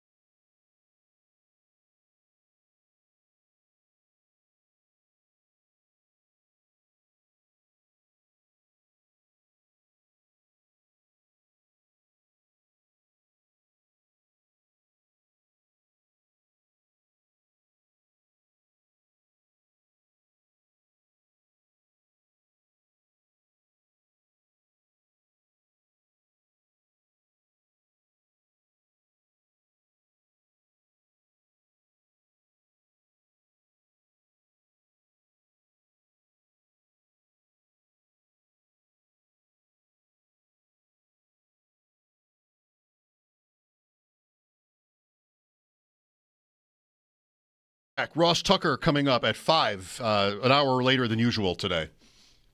If you missed Sal with us, check it out on the Odyssey app, on-demand audio. I might have a relative. I do have a relative. Okay, good start. I have a relative who might be the biggest Bills fan in Bolivia. Okay, that's a sentence. He's probably not the only one. That's probably right. But he's a teenager. It's my wife's cousin's son. And they live in Bolivia. And I got a text on Sunday how he's become this rabid Bills fan, watching the game. I got pictures of him, all decked out, watching the Bills game from La Paz. Pretty good. How old is this young man who lives in Bolivia? 15, maybe. Okay. I only ask because the middle school, early high school age, he probably has brought other people his age under the tent. So he might, oh, you like an NFL team? I'll watch that. Oh, look, wow, okay, I like them too. Matter of time before there's a game there. That could happen really fast. The fan thing, not the game. Well, necessarily. both. Yeah, maybe. I mean, I don't know. Next year, there's a game in Australia. Is that really happening? The Rams. Yep. The Rams are going to play in Australia, and the Bills will be on the Rams' schedule, I think, if they both finish in the same position in the standings. Like the last time they went to well, that's 2 times ago now. But the opener when they went to L.A. was like the 17th game. Right. And I think this would be that. So it could end up being that the Bills play in Australia next year. Do you get like a week off on either side of that trip, or you coming back from Australia, maybe you get the option to have a bye? Yeah, you just the same as London. That's really far. It's so far. It's really, really, really far. It's farther for us than for the Rams. Sure, but it's even still hellaciously far from them. But didn't the Rams go to Europe this year? They did. They played Jacksonville, I think, in London or something. I don't remember now. Yeah. I believe you. But it's a long trip for anybody. Right. But yeah, there'll be a game in Australia. I remember. You know what? I think you're right. I thought I remember reading about they went really late. I think the Rams went really late, like as late as anyone has ever gone to Europe to play a game. Oh yeah. I think they thought, like, we don't have an opportunity to acclimate, so they tried the opposite of that. Like, let's just stay on our clocks and I think maybe did they maybe fly to New York and then, I don't know. I just remember logistically a couple things about that trip are ringing a bell to me. One is that they cut it in half, or roughly, okay. And the other was that they got there like that's about halfway. 30 hours before the game. Like, it was just really quick turnaround. They won easily. See? This will be the new template. Yeah. 35-7 over Jacksonville back on October 19th. I hope most of what I've just said is right. It rings a bell to me. I just hope I didn't just invent it. You think Ross has done a game in Europe? Maybe not. Right. They use different people. Like, yeah. Well, I mean, he wouldn't have been on TV for one. No, I don't think so. And on radio, they've been using this British announcer on the radio broadcast with different analysts. Brian Mitchell, I had a tough time with him on Sunday, understanding what he was even saying. But I don't remember Ross doing. Maybe he has. Let's find out. He's done a lot. Let's find out. Ross Tucker after sports here on WGR.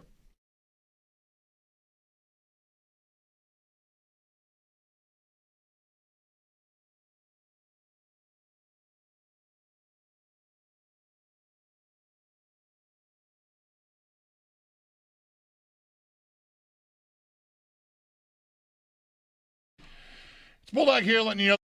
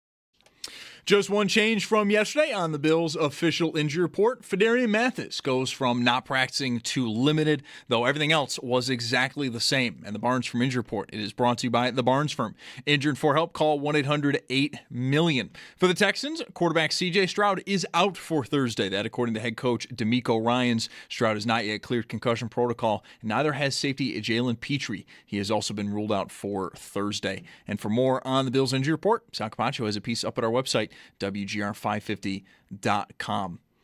Around the rest of the NFL, Steelers quarterback Aaron Rodgers does, in fact, have a fracture in his left wrist, but it does not require surgery. His status, though, for this weekend against Chicago is up in the air. That, according to head coach Mike Tomlin. To the Sabres, just practiced today. Bad news, though, for defenseman Michael Kessering. He is going to be out an extended period, according to head coach Lindy Ruff, while Josh Norris and Jason Zucker do continue to do work out at practice in non-contact jerseys. The Sabres are back in action tomorrow against Calgary. 8 games tonight in the NHL. Some of the notables: the Red Wings host the Kraken, and the Devils are down in Tampa. Both games at 7. 8 p.m. sees the Jets hosting the Blue Jackets, and then at 10, 2 games: Mammoth at San Jose, and Las Vegas, they host the New York Rangers. While in college hoops, it's the battle of the unbeatens. UB men host Vermont at 6:30, pregame at 6, and you can listen to that game over on our sister station, the Bet 1520. And Sports Talk on WGR is presented by Paramount Plus. You can't count on much, but you can always count on Sundays with the NFL on CBS and Paramount Plus. Watch your local NFL games live every Sunday, all season long. Visit ParamountPlus.com/NFL to get started today. That's your Paddock Chevrolet Sports Update. Paddock Chevrolet celebrating 90 years of being your hometown dealership. I'm Zach Jones for WGR Sports Radio 550.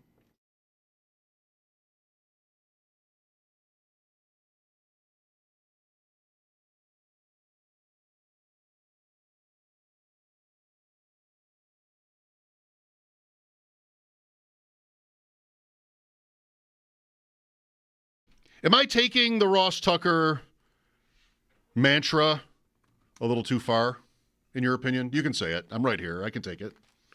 Shorts and sandals. What is it, 38? I think you look like a jerk. Yeah. A jerk? Yeah. Maybe an idiot, but not a jerk. How do I look like a jerk? Shorts and sandals. You look like a... Look at this guy. That qualifies as jerk. All right. Well, I feel like I can blame Ross. I'm wearing golf shoes today. On the line is Odyssey NFL insider Ross Tucker, who had a thing about why wear coats and stuff because I'm going to be inside mostly. And maybe I've taken it too far. Insider calls are brought to you by Nationwide for your insurance and financial needs. Nationwide is on your side. I'm okay with like sneakers here, but no sneakers without socks. And I think that look is crazy. It's just weird. The shorts and the socks and sneakers. I'm not doing that. So if it's going to be shorts, it's going to be sandals. Ross, over to you. You know, ironically, I have pants on right now, which is very, very rare for me. But I have to take my daughters to Wizard of Oz rehearsal. And because it's like 20 minutes away, I don't drive home. I just stay there for the hour and a half and do work. So I don't know. I felt a little bit weird about wearing shorts. I easily could, but when I'm in another venue like that, I don't really control the temperature. So I don't know what the temperature would be, but I will not be wearing a jacket because I park right in front of the venue. So I'm going to bring a jacket for those 8 seconds. The 8 seconds from when I get out of my car to walk in the door, I'm going to wear a jacket. That's so stupid to me that people do that when they go out to dinner. You're taking an Uber or like your husband's dropping you off. You're really just wearing that jacket just to walk in and show people you really like the fashion of the jacket. The problem is it's annoying. Okay, then do you check the jacket, the coat? Do you have it around your chair? How often do you forget it or leave it?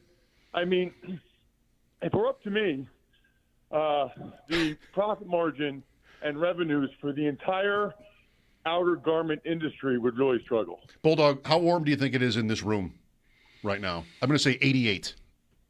Oh, it can't be it's 78. 78. Still. Yeah, it's warm. Oh, my gosh. Yeah. I would be in there. I'd be in there flip-flop, Oh, no. my underwear, Yeah, great. and a T-shirt. I'm overdressed by that standard. Yeah, because I do know how warm it's going to be in here always, and it's always going to be very warm. Yes. So I'm not guessing. Refresh my memory.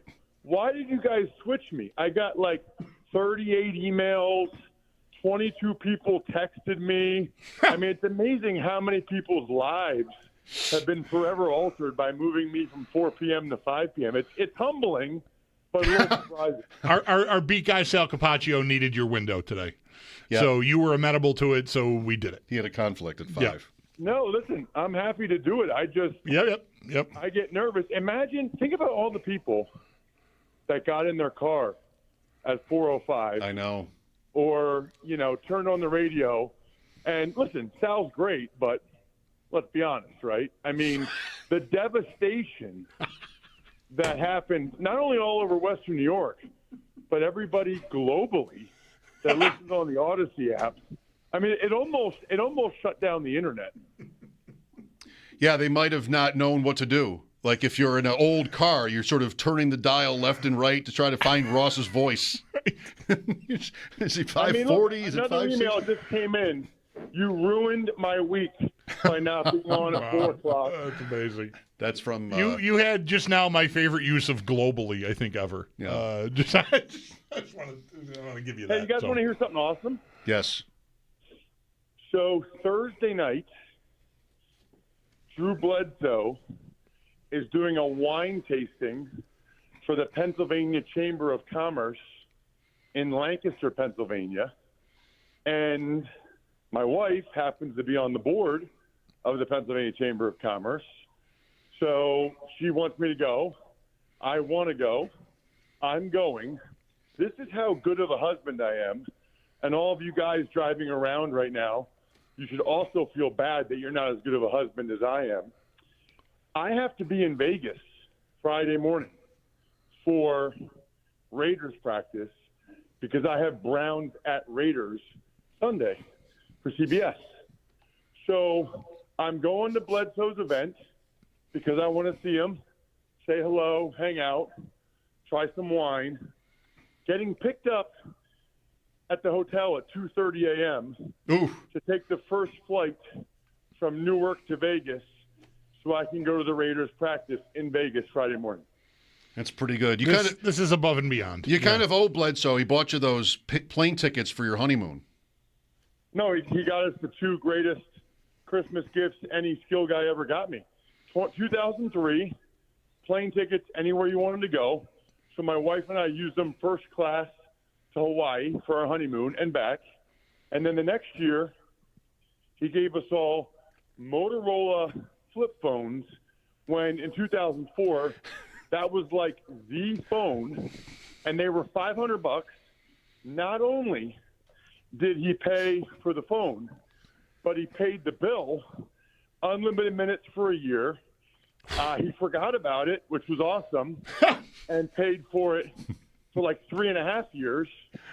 I eventually got a voicemail from Barbara Bledsoe, and I called her back. I said, Drew could not take his credit card off of my account because he didn't know my Social Security number.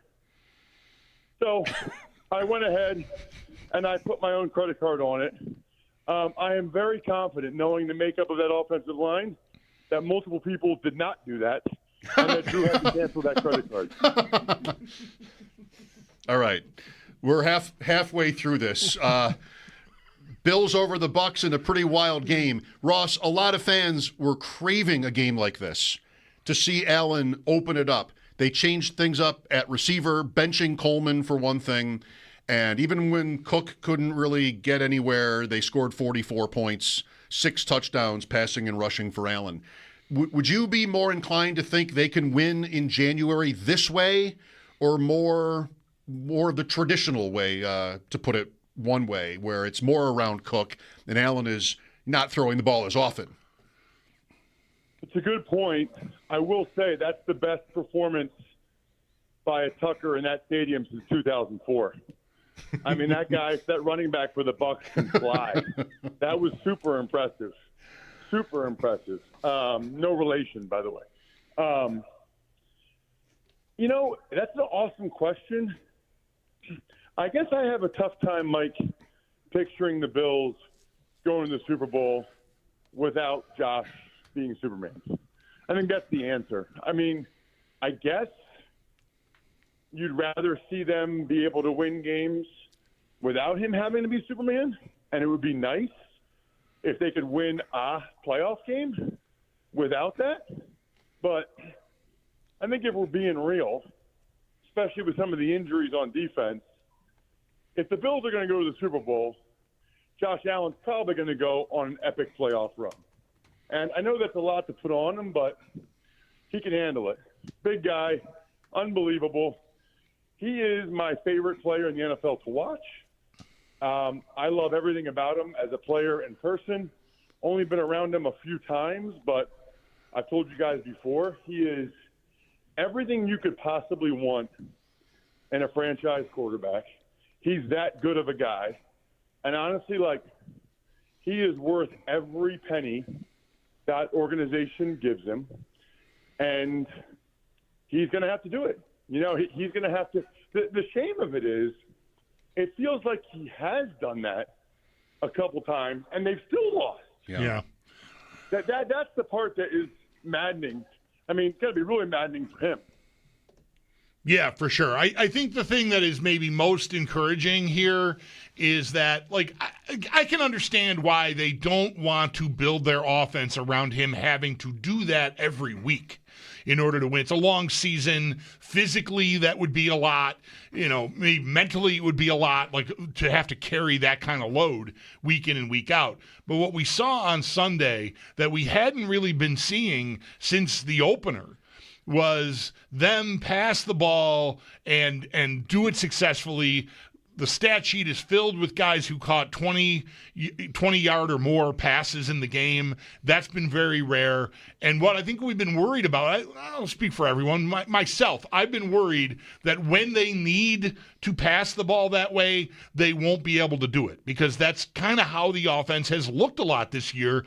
If you stuff them on first down, they're 3 and out. They're just cooked.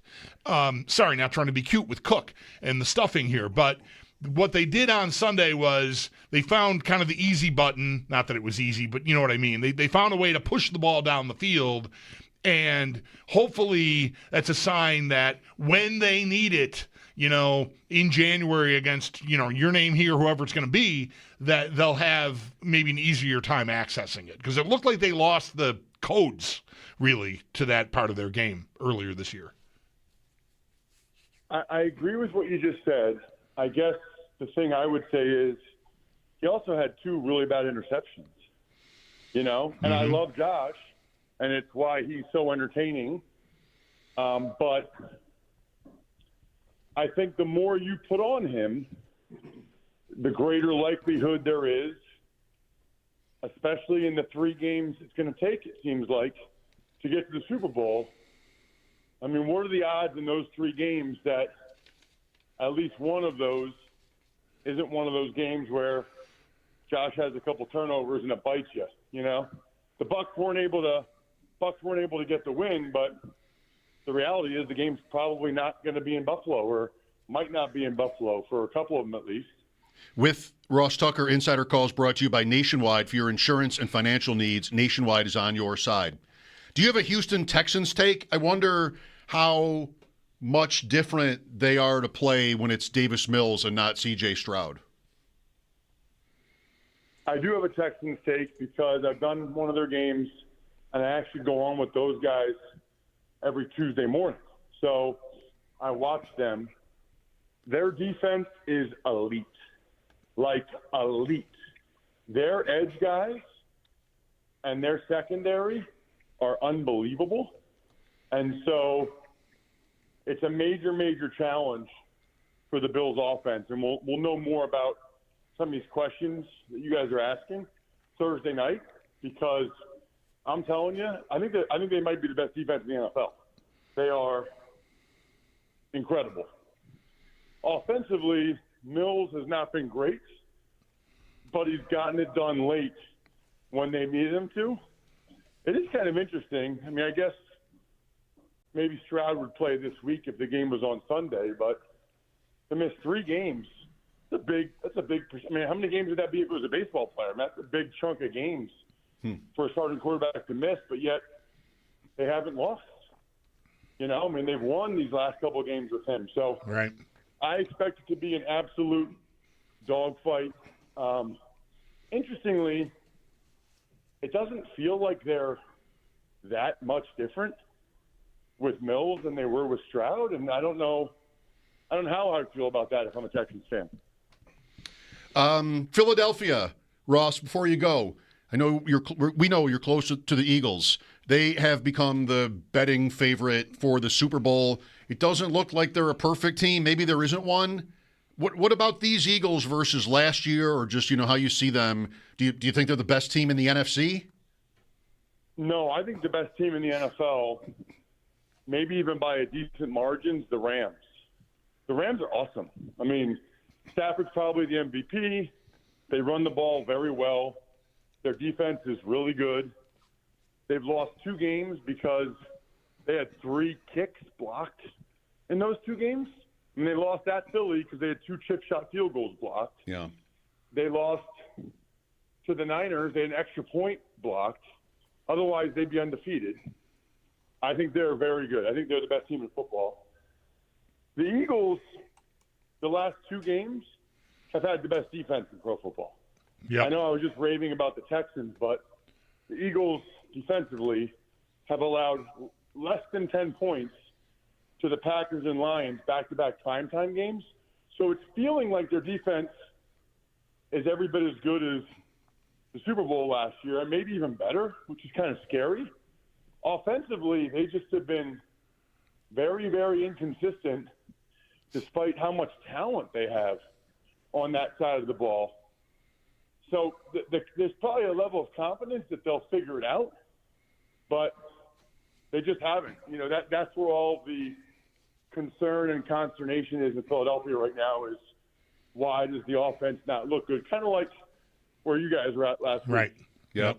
Saquon Barkley, 1 game this year where he has a rush longer than 18 yards. Maybe he had 2 in that game. It was the second Giant game. Well, Ross, if you get to peek in at that Wizard of Oz rehearsal, hopefully you enjoy that, and we'll figure out a plan for next week. Sounds great. Thank you guys so much. All right. That is Odyssey NFL insider Ross Tucker. Insider calls are brought to you by Nationwide. For your insurance and financial needs, Nationwide is on your side. Did you kind of think you have to, if you're putting on a school production of The Wizard of Oz, that you might need to sort of throw in a few curveballs? Or do you need to just play it right by the book, where the audience knows everything that's about to happen at all times? I might mix it up a little bit. I don't know how. Just thinking about this now. I've never I don't know. directed any sort of production like this. I'm all right with taking some liberties with some of the arrangements of the musical aspects of it and whatever, but like the storyline, I mean, it's a classic. You can't be fiddling around with the story. Like you don't turn the Wicked Witch of the West into like, I don't know, like a nosy neighbor guy or something. Like no, it's the Wicked Witch of the West. Okay. You can't contemporary that up to the extent that you change that dramatically. Is there a musical equivalent, like singing the anthem? The woman who sang the anthem in Madrid went everywhere with that song. Yeah. All kinds of places. I don't know. I think there's room for a little bit of that. The U.S. anthem? Yes. Okay. I didn't know the Spanish. I don't really know that much about the Spanish anthem. I didn't know if it was supposed to sound like how it was performed. Right. I kind of think probably it was. Yeah. But I get into the other ones, Germany, England, and France. Have they played a game in France? Maybe it's a soccer game I'm thinking of. Yeah, I don't think there's been, at least not this year. I don't know. But I sort of hum along with those tunes. Wow. The Spanish one I just don't know at all. Yeah. I don't know. But if you sang the anthem in like a Sabres game, would you play it pretty straight? Our anthem? Yeah. The U.S. anthem? Yes. Yeah. I don't think you wouldn't go for walks. No. You wouldn't take the anthem for walks. No. I like a little flair, but not a lot. Yeah, only a little. I've got room for only a little. I can't sing, so that's a tough question to ask me. Ross, calls Bills Texans likely a dogfight.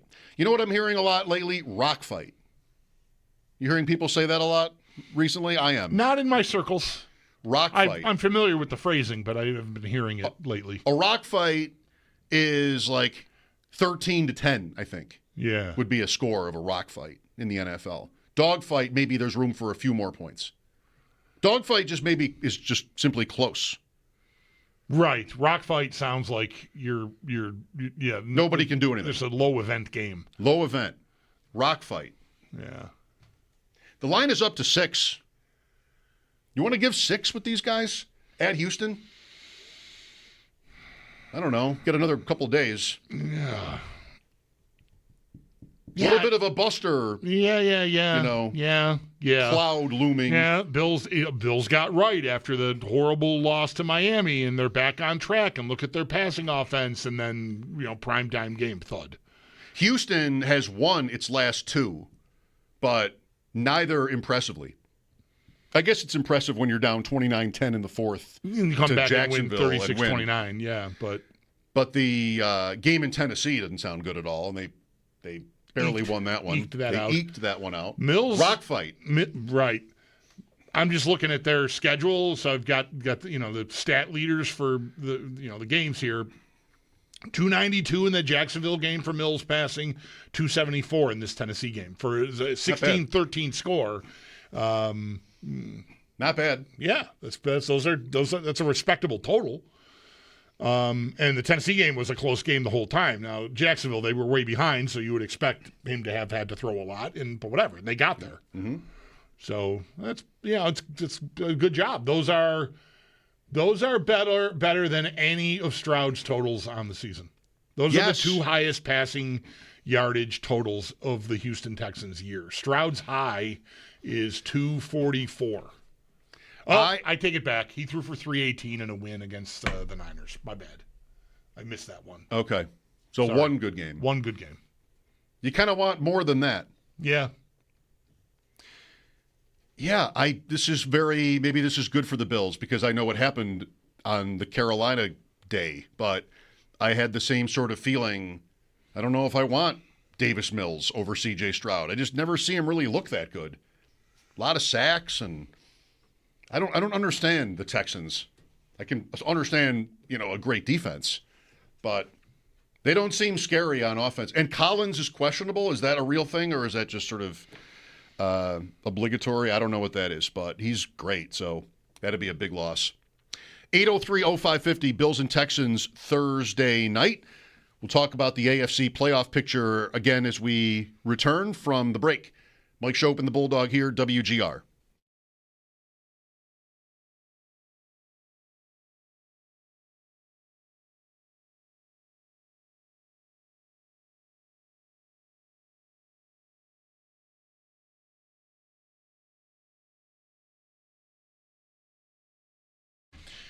Folks, Bulldog here for Roswell Park. Did you know that 1 in 8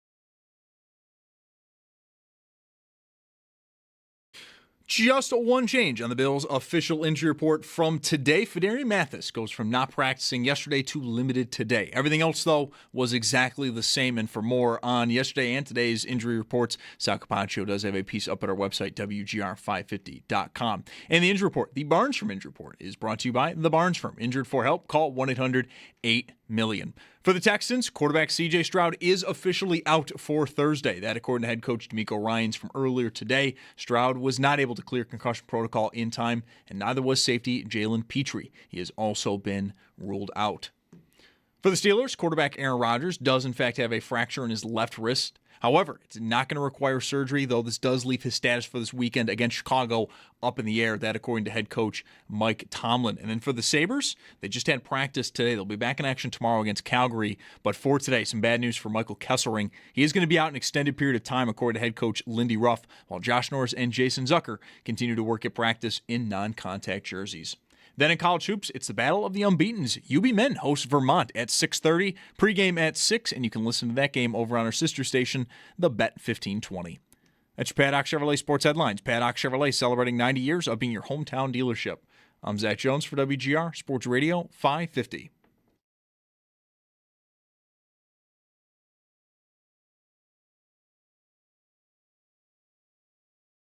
I got beat up that game. Didn't play well at all. Watching that film, there's a lot of good stuff to watch from that film, but it's hard to watch. You know, I played pretty badly. So, yeah, hopefully we can go out there and play a little bit better and move the ball a little bit better. But, again, this defense is no easy task to go against, and it's going to take everything that we got from everybody on the field.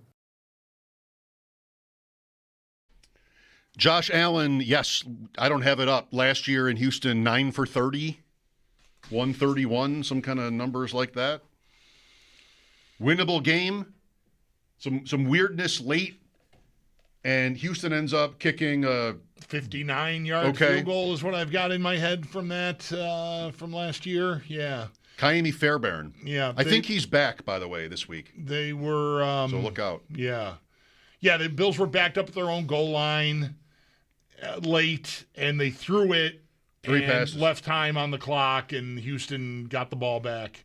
And I remember everybody being mad because, you know, they threw it and it didn't work. And I was like, well, I was mad last year when they didn't try to win late against Philadelphia in the rain, by the way. And so I'm not going to be mad that they tried to move the ball down the field in a tie game and win the game with Josh Allen as their quarterback.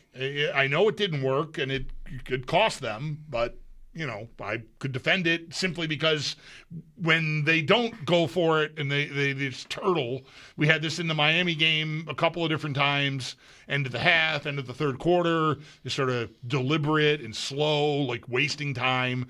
It's not the same point. Anyway, that was I think the talking point out of that game that made people mad was that they tried to be aggressive. They were aggressive and it backfired. Also, as you'll probably remember, Allen's first playoff experience was in Houston. He hasn't won there, right? There was a game as a rookie when he got hurt. They didn't win that game. The playoff game they didn't win. Last year's game they didn't win. Can you think of a win? They beat Houston here in the middle of all that, but I don't think they have a win there with him. The playoff game, wow. It's so long ago, right? That was wild. I mean, that game was almost stupid. The Bills are up 16-0 with 2 minutes to go in the third in Houston in the playoffs that first year, and it didn't work out. Allen's first touchdown, the first touchdown they scored with him on the team, he caught a pass from John Brown. That's the first Josh Allen era Bills touchdown in the playoffs is Brown to Allen from 16 yards out in the first quarter of that game. There's that second half kickoff nonsense with the black coat. Debut of Skyref kind of mostly is what maybe that is. That's the first time we found out there was Skyref or something. It's like, who are these people? Who are they talking to? What? They're overruling. The Bills kicked off. And the Texans, dropped it, and the Bills recovered it in the end zone, and they ruled that the Texans weren't ready. Yeah, okay, I'll take your word. I know it was weird. I know they let it go, and in most cases, that is just ruled, that's a touchback.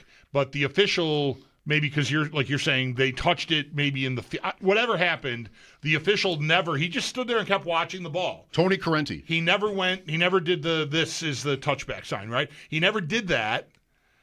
And the Bills got on the ball, and he signaled touchdown. Shouldn't that be worth something? And then they changed their minds. Said, no, that's not right. Yeah, there was a guy in a black coat right on the sideline who got involved. Yeah. Mr. X. That did not seem like justice was served. That was Mr. X. That was the Donald Sutherland character in JFK. He was just over there, in a long coat and a hat. And just, all right, how are we going to wiggle our way out of this one? Yep. Duke Johnson for Houston, Taiwan Jones. There it is. I was trying to think of the name of the Bills special teamer who made a big play in that game for Houston. Right. Former Bill by that point. Obviously, he was playing for Houston. And he caught. There was like a wild. You cannot believe on the maybe the winning drive. You cannot believe that two Bills, Jerry Hughes. We got Jerry Hughes coming up on today's show. Wait till I talk next. Jerry Hughes and another pass rusher they miss Watson simultaneously and take one another out. And Watson scoots out of there and then I think hits Taiwan Jones. And the Duke Johnson play on that overtime drive is a 3rd and 18 conversion where he's just alone over the middle. Okay, I think that's the play I'm thinking about with Hughes and another pass rusher, and then the Taiwan Jones plays a different play. Okay. But either way, this calamitous, how did they not get him on the ground there? Oh, it's a first down. Oh, my God. Yeah, good times. Milano's on that team. Taron Johnson's on that team. Poyer, of course, is on. Trey White. Oliver is on that team. He's a rookie at 19, yeah. Who's our kicker? 4 field goals. I have to say I would not have gotten this, but I think I should have. Matt Hawk. Punter, maybe. No. Oh, he's a punter. That's right. Punter. Yeah, bad. That's a bad job by me. The punter on that, do we punt? The punter on that team was Bojorquez. He's still in the league, I think. Cleveland? Maybe? Yeah. I just saw him on Red Zone on Sunday. I heard his name. Yeah. So I don't remember where he is. Give up on the kicker? And yes. Steven Hauschka. Yeah. As soon as I went with a punter, that was the sign that I was gonna give up rather easily. Yeah. I would not have remembered Steven Hauschka. I think I should have. One-timer on the show. Didn't we talk to Steven Hauschka one time? No, I don't remember. Who am I thinking of? Another Lindell. kicker? Yeah. Lindell. Oh, I think we talked to Hauschka. Did we? About what? I don't know. I feel like whether you can remake The Wizard of Oz. I feel like we had him on. I feel like we had Hauschka on. Sneaky Joe was listening to us talk about my silly question about if you were organizing a production of The Wizard of Oz, how true to the original script would you be? And, would you have to be exactly true to it? And he's like, you guys are just describing Wicked right now. So, good point, Joe. I mean, there is an actual theatrical production exactly like I'm sort of imagining here very generally is Wicked. Yeah. It exists. Anyway. Thank you, Joe. Yes. By thank you, I mean shut up. No, thank you. Where are we at on the Patriots, even the Broncos or the Colts and the AFC? I mean, you can still, not sure what I really want to be asking here. You can still hope for the one. I mean, you've got 7 games left. Mm-hmm. And a win Thursday puts you 1 back with a shot at New England to level that off, and maybe you can get there through tiebreakers. Sal, talking to Sal earlier, he makes a point that is the right point, which is the number one issue in this is, can you find enough Patriot losses? Can you find 3 Patriot losses? Is it going to have to be only 2? Can you beat them if it's only 2? If they go 13-4, and one of the losses is to Buffalo, I mean, the Bills could even go to 14-3 if that happens and win every game. Yeah. Get to 13-4, afford one loss, but you've got a couple of tricky road games, including this one. You've got Philadelphia still to come. I don't know. And New England has such cake. Yeah. The Patriots have. We did this last week before they played the Jets last Thursday night. How many losses can you really find here? At Cincinnati, you could lose any game. They're 8-point favorites. No Chase. No Jamar Chase. Giants at home the following Monday night. Then the bye. Then the Bills. At Baltimore, I think, would they? I'm not sure. This week, would they be an underdog in Baltimore? Yeah. I think so.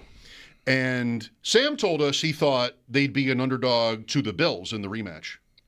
You and I had guessed different on that. Mm-hmm. Then they close at the Jets and the Dolphins. Home to the Dolphins, the last game.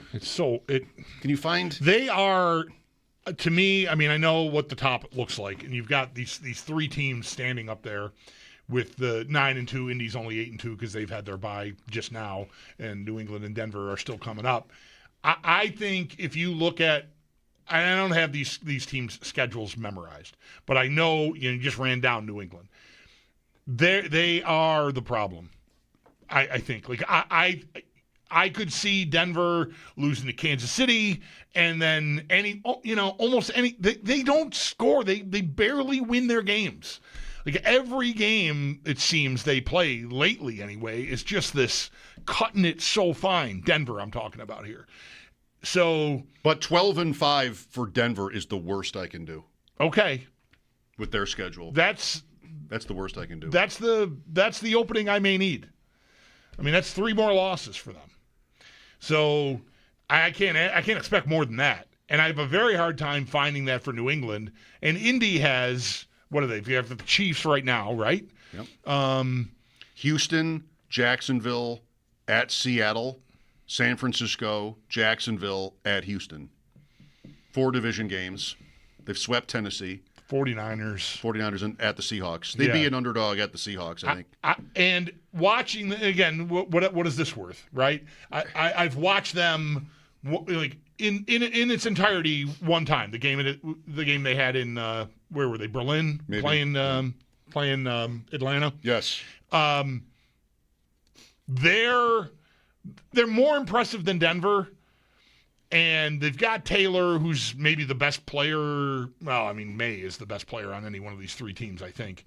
But I can see them losing. They're not. They don't have to. To me, I could see them getting to the garage with 12 at most, maybe even 11 wins. Me too.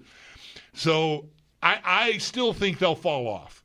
New England is the biggest problem I have.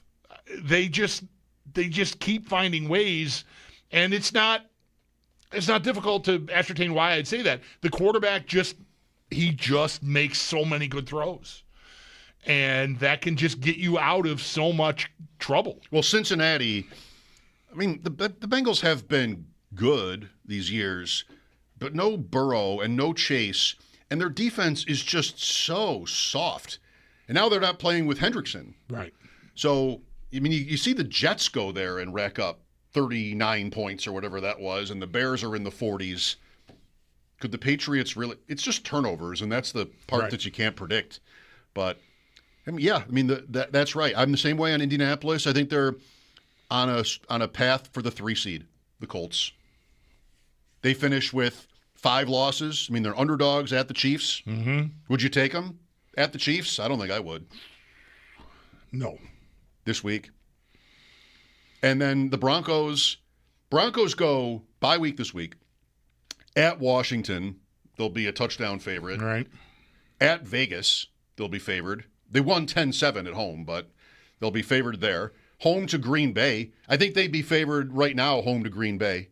Small spread. Uh-huh. Home to Jacksonville, win.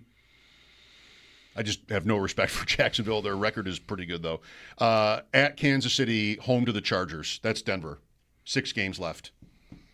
It is hard. Is that 2 losses? It is hard to find losses on that with that schedule. So if it's 2 losses, Packers and Chiefs maybe, that's 13-4. The Bills will have to yes or no? The Bills, to get the one, might have to win out. If they win out, they've got a pretty good shot at it. Yeah, if they get to the garage 14-3, I'd be really surprised if they don't get it. And if they don't do that, they're probably on the road. Because New England has a great look at that record, that same record. A lot of it will ride on the head-to-head meeting. 803-0550, how do you see it? Mike Schopp and the Bulldog here, WGR.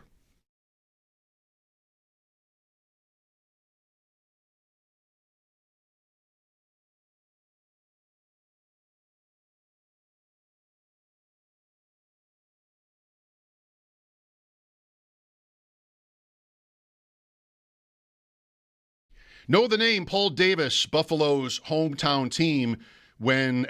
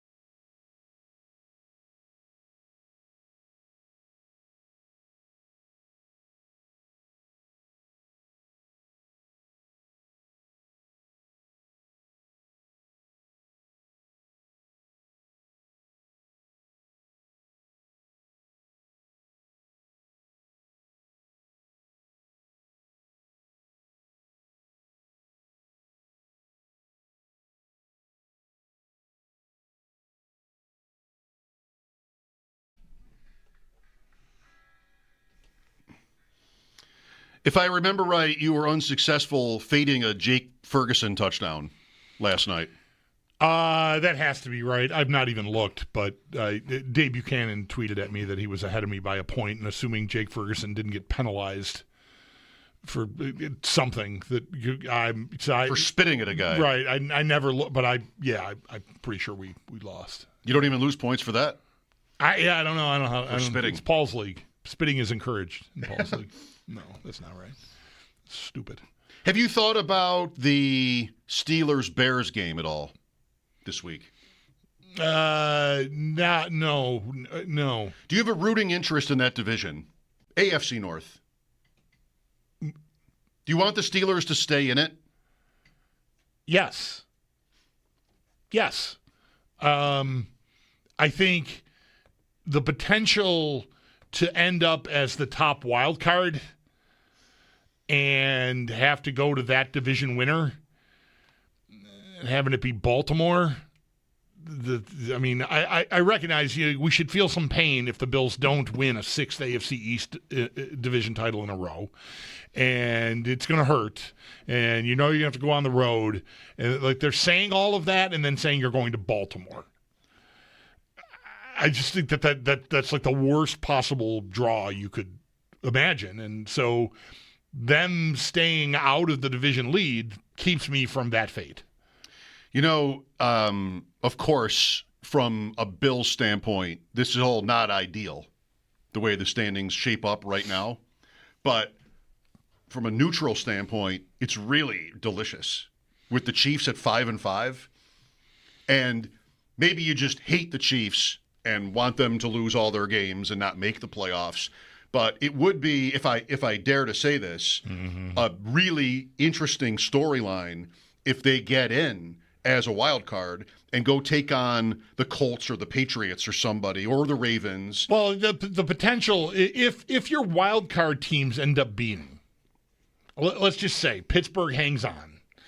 And so and Baltimore is good enough to get to a wild card. That, I don't know, maybe that's nutty with the Chargers out there, but your wild card teams are the Bills, the Chiefs, and the Ravens. How great is that? You do not. It's great. Objectively, it's great. It's also the Terror Dome, but you don't have the 3:30 Saturday wild card weekend, the AFC South Open. You don't have that game. That game doesn't exist because the Ravens and the Bills and the Chiefs are playing in that game. One of them is playing in that game, and it's not a terrible game. It's not a game you would want to have at 3:30 on Saturday. It's not actually 3:30. I'm just exaggerating. 4:30. I'm just giving it an odd start time because it's usually it's a playoff game. You think, I don't think I really need to watch this. Well, somebody wins the AFC South, the Colts. Right. And they're playing at one of these time slots they're playing. Right. So maybe it still ends up looking like the least interesting game. If it's one of those three opponents, it can't be the least interesting game if it's one of those three teams. It's not, but you almost said it. It's not likely that the AFC North runner-up will be the wild card. There's still a lot left, but so Jacksonville might, or the Chargers might. You could get Chargers Colts is the closest, I think, with the way what look to be likely playoff teams. I think Chargers Colts is, provided you get Jacksonville out of there. Like if Jacksonville is like it's actually the AFC South Invitational. There's your 4:30 Saturday game. That's the matchup right now. If that comes to fruition, then there you have it. But if it's even the Chargers, that's better, but it's still not good. It's not the matchup right now. I'm into the playoff machine is up. Oh, I see. And I had clicked on a couple of games. So Jacksonville at New England would be 7-2. It would be Chargers at Colts right now. Chargers at Colts, Bills at Steelers. Oh, I'm so ready for this. Maybe the Bills get there, New England slips, Denver slips, I don't know, and we end up at the Week 18. It looks a lot like last year, possibly. Baltimore gets off the mat. That's already happened. Yeah. But I appreciate the point about the quality of the field. I am absolutely rooting for Kansas City to lose every one of their games and miss the playoffs. I get it. Unquestioned. Same with the Ravens. I don't think it's very likely, but that would be great for me. The Chiefs are not in right now. The Lions are not in right now on the other side. 803-0550 to discuss it with us. Mike Schopp and the Bulldog. We'll be right back. This is WGR.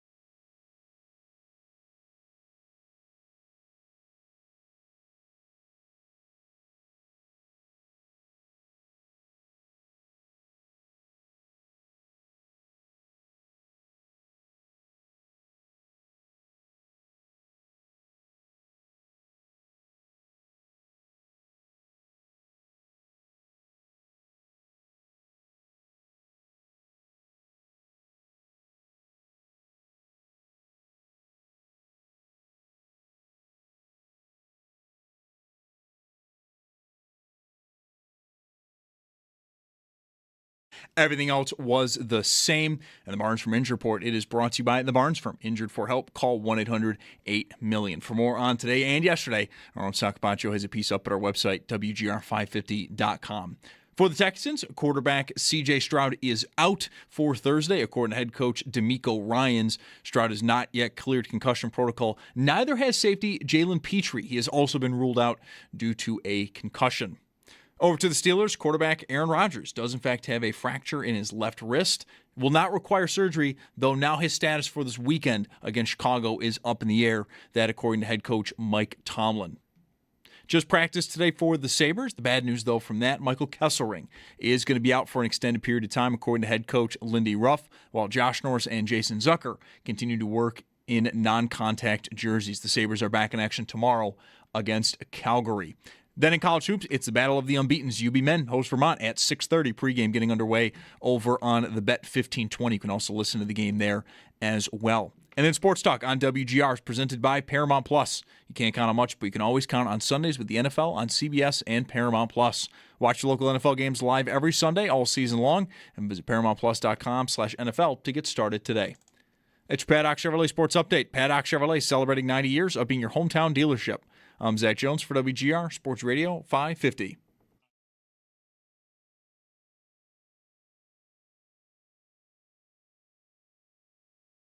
It's Mike Schopp. We were having a very serious conversation about mayonnaise here. And the Bulldog. And don't even talk to me about weed. On WGR Sports Radio 550.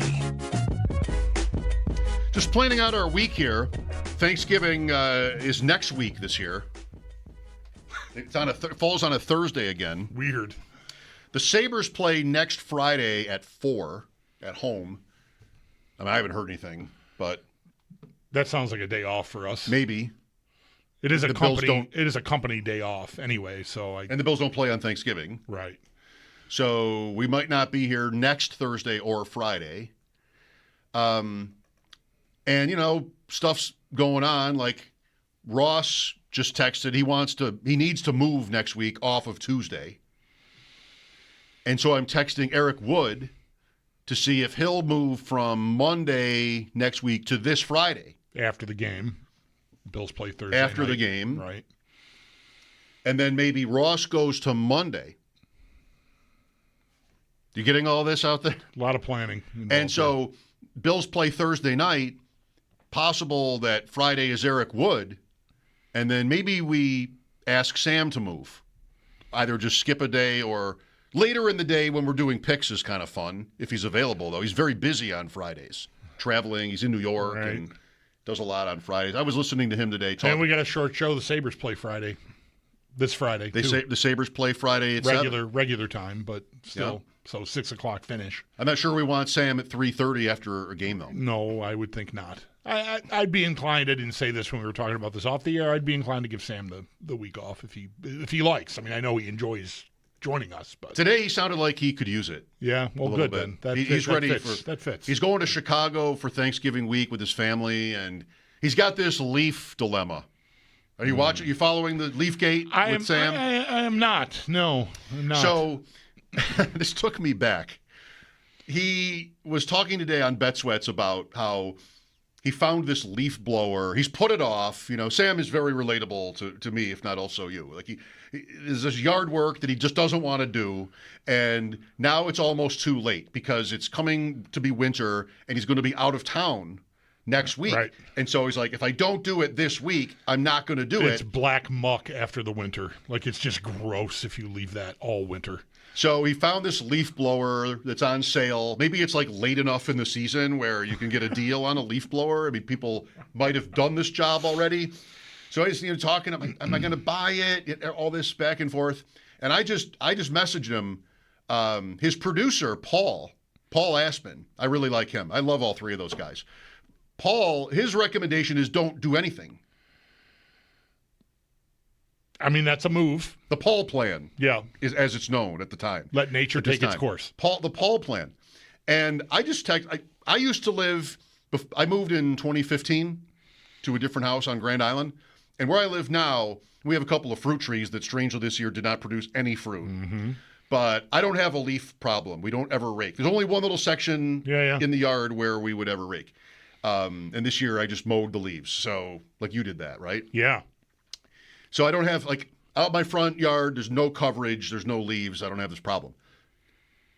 My old house, we had it in spades. I mean, just big old trees, and the leaf job was a big job. I'm so lazy. I remember rooting for wind and staring out my window and watching the leaves blow down the road. I was excited. Let's go, leaves. Get them out of here. Let's Come on, go. wind. Go, wind. I'd go outside and just fluff them up a little bit so they don't stick to the... Blow, wind, blow. Come on, wind. So, I mean, Sam would love to have that happen. Yeah. He doesn't know about the leaf blower. And I just messaged him to say, I'm interested in more about this Paul plan. Just don't do anything. And I wrote, and he read this back on the show today, and they kind of made fun of me. I wrote to him, hasn't the Earth managed all these millennia, many, thousands of years where there weren't people to rake yards? And the Earth survived, even flourished, some would say. I mean, the Earth in all those years. Some would tell you having people on the Earth is bad for Earth. Earth has had a good run. So are we sure we need to rake? Are we sure we need to devote money in a day to raking the leaves? Because, I mean, you're going to wake up in the spring and your yard is going to be there. So, I mean, I don't know anything. I texted that to Sam. He reads the text, and they just kind of scoff at it. 10 minutes later, I get an invite to go on the show Thursday to talk about this. So this is not over yet. Yeah. But I mentioned all of this to my wife, who I'm sure was delighted by the story. And she said, I'm just absolutely wrong to think that the grass won't die. I said, well, how do you explain the millennia point? How do you explain that? And she said, well, there weren't cared for yards all those years. She made it sound like grass is kind of a recent phenomenon. I have had years where I didn't get done what I wanted to get done and had patches of my yard that were left with piles of leaves, and then the snow came and it just kept coming, and there was just it's winter and the leaves are under there, and when the thaw comes, when for real, like not just like some mid-February warm streak, but like it's spring, it's black muck. She's right then? Like just black. For me, it was. That's what it was. And that was, the grass came right back, but I had to rake then. I had to rake that junk up. It was heavy and soggy and disgusting and dispose of it. There's not the kind of thing you can just put in your trash bin. It's going to be heavy enough that the machine, like when the truck comes, it won't lift the can because it's half full of black muck leaf gunk.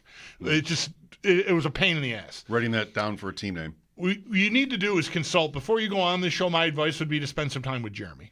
Because Jeremy has been railing against Big Rake, as he calls it, for many, many years. Big Rake. Don't do anything with your leaves. Or at least don't rake them and bag them and dispose of them. And this is the first year that you just said it, I mowed my leaves this year 2 Saturdays in a row, this past Saturday and the Saturday before. I have a leaf blower. I blew leaves from the street onto my grass so I could mow them. And, you got to mow. I have a very small yard. So I had to mow, it took 3 times as long because I'm just going over and over the same spot to mulch up the leaves. Yeah. But when I was done, you could barely tell there had been a leaf-covered yard there. And that is healthy. The mulched up leaves are good for the grass. Yeah, right? If you mulch them up. I don't know if you just leave them pancake flat, layer upon layer, and they sit there all winter, that's healthy. I'm not sure it's not, but I don't know.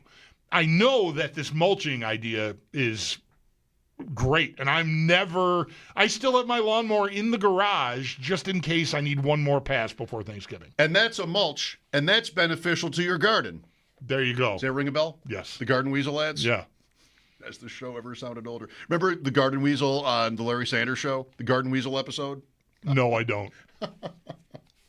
So Big Rake. I have to talk to Jeremy. Big rake. The grass is likely the same where Sam lives than at your house.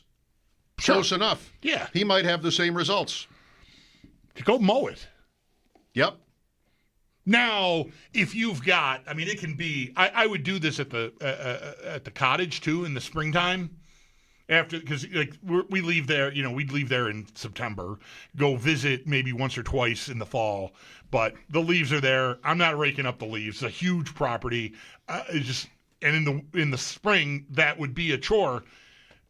And I would still, with a riding mower, just run those leaves over and over and over and over and over and over. That was how but that took days up there. So I don't know how big Sam's yard is or what kind of leaf coverage he's got, but it was not a cumbersome job at all to do. Like I will now swear by mowing the leaves. What is Jeremy's position on this then? Don't rake.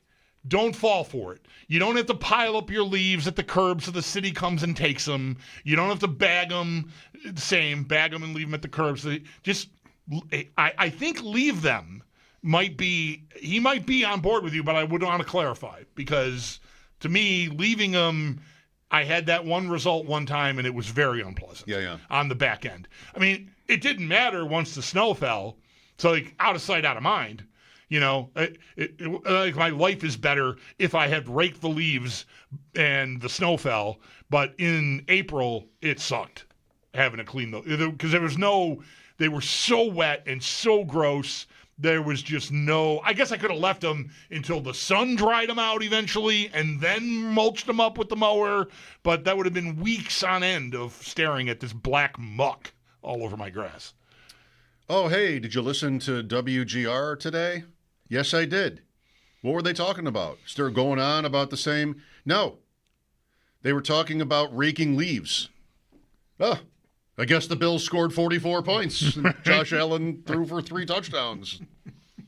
What do you know? My favorite thing about this subject is just referring to Jeremy coining Big Rake. I love Big Rake. In fact, Big Rake is great. When I was texting with Paul Aspen about Thursday's show, I coined the term Big Leaf Blower. Okay, right. Same. He's like, it's a racket. Right. I don't know if it's a Big Leaf Blower is out to get you. Everybody's out to get you. All right, well. We'll talk to Sam on. We might talk to Sam on Friday. Yeah, we usually do. We'll see about that. Yeah, I'm gonna want some closure on all that. Yeah. You did. Are you about to steer us back onto some sort of a course that would be somewhat normal? Or I was just going to mention that the Grey Cup was won. Okay. Fine. Saskatchewan won the Grey Cup over Montreal. All right. Go ahead. We blew past. You let off Ross Tucker. His appearance with us, mentioning how you're still in shorts and sandals today, and I called you a jerk for it. But we blew past that I'm wearing golf shoes.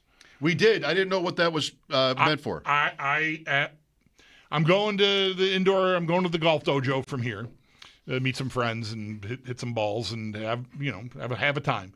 And so I know you don't have to wear golf shoes when you go to do that. But one time I went, I think to the range, not to the dojo, but I went in sneakers and my foot, I slipped and I felt a twinge in my groin. And then a week later, do you remember a few springs ago where I called at 2:00? I had to go to the chiropractor. My back is out. My back does not go out. And I'm pretty sure it was because of this slip golfing without golf shoes. So I always wear golf shoes, indoor, outdoor, whatever, I'm wearing golf shoes. And I went downstairs knowing I had these plans tonight and got these shoes. At the end of the golf season, I got 3 new pair of these really nice FootJoy golf shoes. And they are the most comfortable shoes I own. Mm-hmm. And so I was going to carry them out the door and put on other shoes. And I'm like, just wear them? I'm just going to wear them. It's not that they're spikes or anything. I mean, they've got, there's traction on the bottom, but not that different than sneakers. Style-wise, they don't look... Here, let me... For the camera? For the camera. I mean, those look like sneakers you would wear, all right? And here's the bottom if you want it. I mean, I don't know. So I'm just going to wear my golf shoes. Who cares? Who cares? This is like Ross's thing. Like, I'm going to park here, walk in here, do the show... with these super comfortable shoes on, and then go to my truck and go to the indoor golf place. Like, why do I need to change my shoes? You don't. Yeah. So I didn't. So I'm walking around in golf shoes. And they're great. They're very comfortable. I may do this even when I'm not golfing. Probably not. No, I like that. You can wear anything here. Well, that's a key part of it. Yeah. I just know I'm always hot in this room. And that combined with being lazy equals shorts. Yeah. I got to go up from my house to my car, from my car to in here. I have thought about, like, if I ever have an accident or something this time of year. Or get stranded or something. If there's yeah. I might want to carry pants. Throw some pants in there. Yeah. And add another coat or something like that. Some carry pants. In case of the worst case scenario. Carry pants.